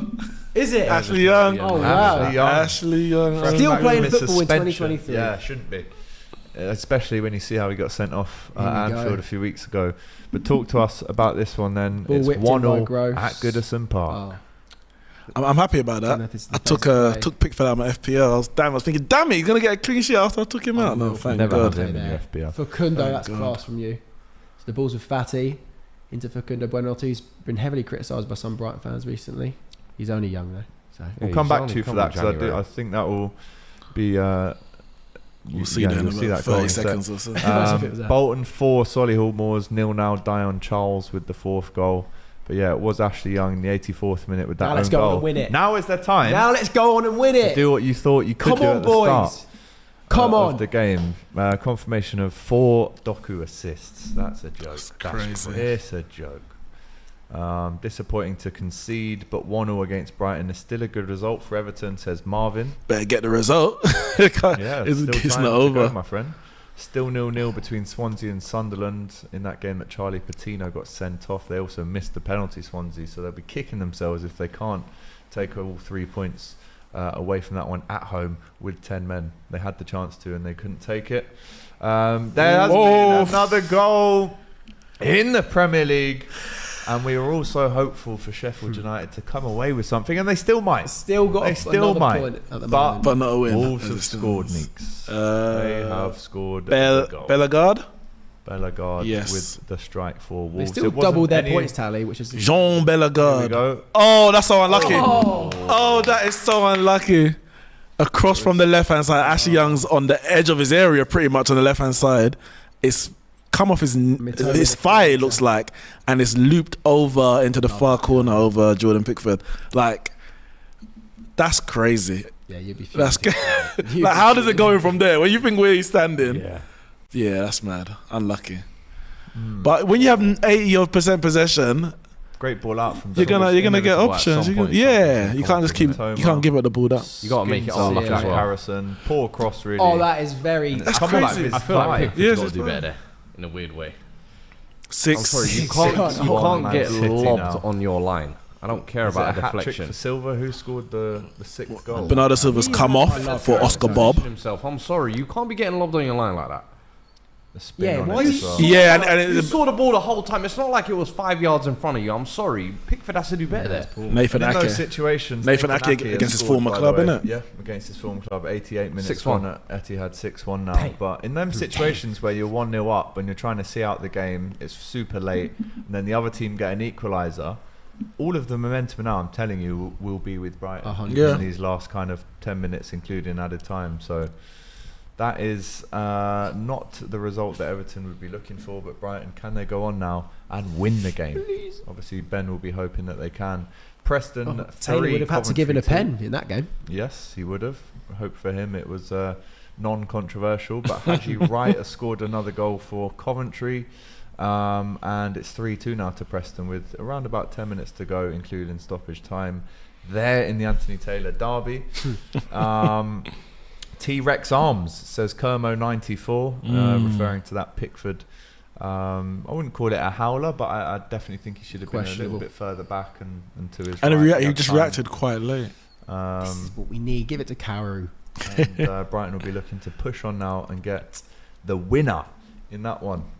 Pickford has got short arms though, says Dean in the chat there. Are we seeing another goal for Wolves? Someone said in the chat. We're not, are we? Oh, I don't see one. Well, it is added time at Bramall Lane now. It was Bellegarde with the 89th minute equaliser. 6 minutes to go in that one there. He hadn't been seen much the last couple of weeks since he got sent off at you guys as well, was it? Yeah. Actually, no, he had the good debut in the first half and then got himself sent off in the second half, wasn't it? But looked good in those early couple of games. Oh, is there a chance? The full times are coming in the Scottish Championship, the Scottish League One. 8.5 minutes gone at Goodison Park. How much time will be added on in this one as Brighton look to snatch it late on? Everton could also do it as well. Spurs are comfortably beating Chelsea 3-0. You heard it here first. Maddison to get 2 assists. Fuad and Alex, says Jamie in the chat. We have Goku. We have Bob the Builder. Come on, Man City, says RTX. Doku is a beast. Can't believe I doubted him, says Study Time. Apparently Maupay has almost scored again. That's a tough day there for West Ham if they end up losing that game after leading for some time in that game as well. Tranmere have equalised in the last minute against Stevenage. Kieran Morris with the 91st minute equaliser. Sharing the points probably at Stevenage, and there probably will be a replay. But we were just talking to you about the Den, Millwall, the intimidating atmosphere there, the fact that Southampton want to get out of the Championship. Well, guess what? They've only gone and won it with almost the last kick of the game, and Southampton will now leave the Den with all 3 points. Millwall fans leaving a little bit early to beat the traffic there. But it's Ryan Fraser, the former Newcastle winger, with the goal, and there was a big goalmouth scramble there, Ben, as he breathes a big sigh of relief. Squeaky bum time right now. Tell us what happened there. Well, the ball was in from what looked like a corner, I believe. Pascal Gross was saying that it shouldn't have been a corner, but you know, and yeah, it looked like a goalmouth scramble, very, very close to the line, but we got away with it. And now it's looking like Everton are in the ascendancy instead. Oh my goodness God. me. It's Marcus Harness again for Ipswich. And once again, Wayne Rooney probably won't be getting all 3 points in Birmingham. There's still time to go. He might not get any points at this round. But Birmingham were cruising that one. Stansfield with the first goal. There was an own goal. But now Ipswich have drawn level after being 2-0 down. Can you believe it? Birmingham fans in the mud. Wayne Rooney in the mud. How will he get on? 4th potential game in a row where they've dropped points. Not good enough considering the position they were in before Rooney took over. They were doing really well under John Eustace. And it'll be interesting to see how the Birmingham fans react to this, and will they boo at full time? Shy One with the super chat says Doku picking up for the other creative Belgium, says Shy One with the super chat. Fuad Kadami's Army says Burnley soft men under company. 2-0 Sean Palace. Dyche Army, and it's 2-0 to Tariq Palace. Mitchell with the Mitchell. goal. Burnley again, another loss at home, another defeat. It's got to that point where When does questions are going to have to be asked. and I know Fuad's spoken about it in the past, but Take that shocking, silly really. cap off, man. Caps and suits. That is not a good mix, man. Jamie Eason says, I love Rooney, but he is not a great manager. Doku is a flat track bully, says Adonis, and Rooney out here trashing one of my hometown clubs, says KGSJ. In my hometown. And Mike Fuad has an army, says DMYJ. Hey. Also, just to confirm, that is not my army. That is a serial hater pretending to be my army. Oh, Yeah. the plot thickens. We know. The plot thickens. VAR at He's- Bramall he's- Lane. He's in the Yeah. FCM comments every Oh, week. what's happening there? Right. Like, Thanks for well, watching. you're meant to be though. my army. Yeah. Thanks for paying us, and thanks for watching. My G. Company is going bankrupt, says Adonis. I'm not sure about that. Yeah, I don't know about that. There's a VAR check at Bramall Lane. I'm just not sure what it's for. Could be for a. Reading Free up 3, free. MK Dons 2 now. Max Dean with a probable consolation goal still, but it's got a little bit closer there at the Majewski Stadium. Eastleigh 5, Bournemouth 1. That's another team from your neck of the woods, isn't it? Bournemouth? Eastleigh? No, I think it's like Kent area. Where? Bournemouth. No, Bournemouth's in North London, but Eastleigh is around Brighton Oh. area, isn't it? No, I think you're thinking of Eastbourne. Oh, yeah. Yeah. Cheers. Right, it's squeaky bum time. There's 4 minutes added on at Goodison Park. There's a corner for Brighton. Can they nick it? Get it on Donkey's head. Can they nick it? It would be typical Everton if they do. 2,500 of you watching right now for the final 5 minutes of the show. Let us know if you're enjoying it. Like, comment, and subscribe to the channel if you haven't already. Don't forget FCM podcast live at 8 o'clock tonight. It's full time at Burnley. Roy Hodgson kind of shrugs his shoulders and looks at Vincent Kompany as if to say, sorry mate, that could be the nail in the coffin for you. But it's a big result for Crystal Palace, 2-0 winners and a clean sheet away from home. It's also full time at the Den. Millwall 0, Southampton 1 in that game. As we await the rest of the full time whistles, will there be late drama in the Premier League games that we're watching I with hope you so. right now? My cousin Tyreek Mitchell scored, says Adonis. Is he your cousin? Are you lying? Let us know. Well, there's 6 minutes at Sheffield added on, but that game looks like it's about to finish. 4 minutes at Brentford, 2 minutes to go there, and yeah, this Everton Brighton game nearly 98th done. minute, of the Sheffield United and Wolves game. Is there a stream for Newcastle versus Arsenal, Alex? Says Jamie. No, there isn't. But don't worry, because these guys on the FCM podcast will be talking all of that stuff at 8 o'clock. There's been another goal for Swindon. We joked earlier and said the comeback is on, but Charlie Austin still playing football in 2023. Still scoring goals in 2023. It's now Swindon 3, Aldershot 7, 10 goals in an FA Cup tie. Aldershot fans in absolute dreamland. This is why we love the FA Cup. today. We do, of course. Magic we do. of the We cup. love it. Magic. And it is full time at Goodison Park. Everton 1, Brighton 1. Your immediate reaction to that result, please, Ben. We take that. We take We it. take right? that. Everton, like we said at the beginning of the show, they've had some decent form recently. They've been playing a lot better than they have been under Dyche. So I draw away from home. I'll definitely take a draw. Satisfied with that. But you wanted the win at the start of the game. Of course. What's changed? Of course. Context. Yeah. Context of the game, man. I think Zerbi will probably be disappointed considering the amount of possession we had and not scoring more goals. But you know, again, I'll take that draw. I would. Interesting. As I said, just under 2,500 of you are watching the last couple of minutes now in the Premier League on the Saturday Football Show. You know what we do on this show. We bring you the live news as it happens. Full time now between Bolton and Solihull. That was a 4-0 win for Bolton in the end in the FA Cup. They go through safely to the next round, as well as Stockport, who have beaten Worksop Town 5-1. We're still going at Bramall Lane. We're in the 99th minute, almost the 100th minute now, but it is officially now full time at the Etihad. Manchester City 6, Bournemouth 1 in the end. Great result for Man City. Incredible. And they go top. And we're in the 100th minute now at Bramall Lane. We're going to bring you that full time when we get it, but it's Reading 3, MK Dons now 2. There's a potential penalty where... Oh, wait, no way. There's a potential penalty. Oh! For Sheffield United with the last kick of the game. If I'm correct, I think they missed. Oh my goodness me.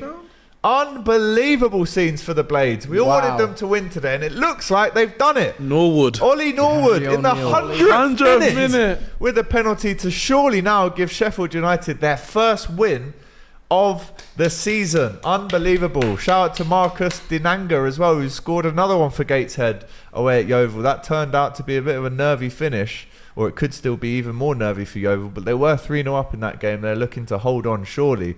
But Sheffield United, I do not believe it. What a story. Ollie Norwood. I do 100 not minutes gone. Adam and He keeps Eve his it. cool and scores the goal that wins them the game. About That's what it's 4 about. minutes Sheffield over the United added time fans as well. buzzing.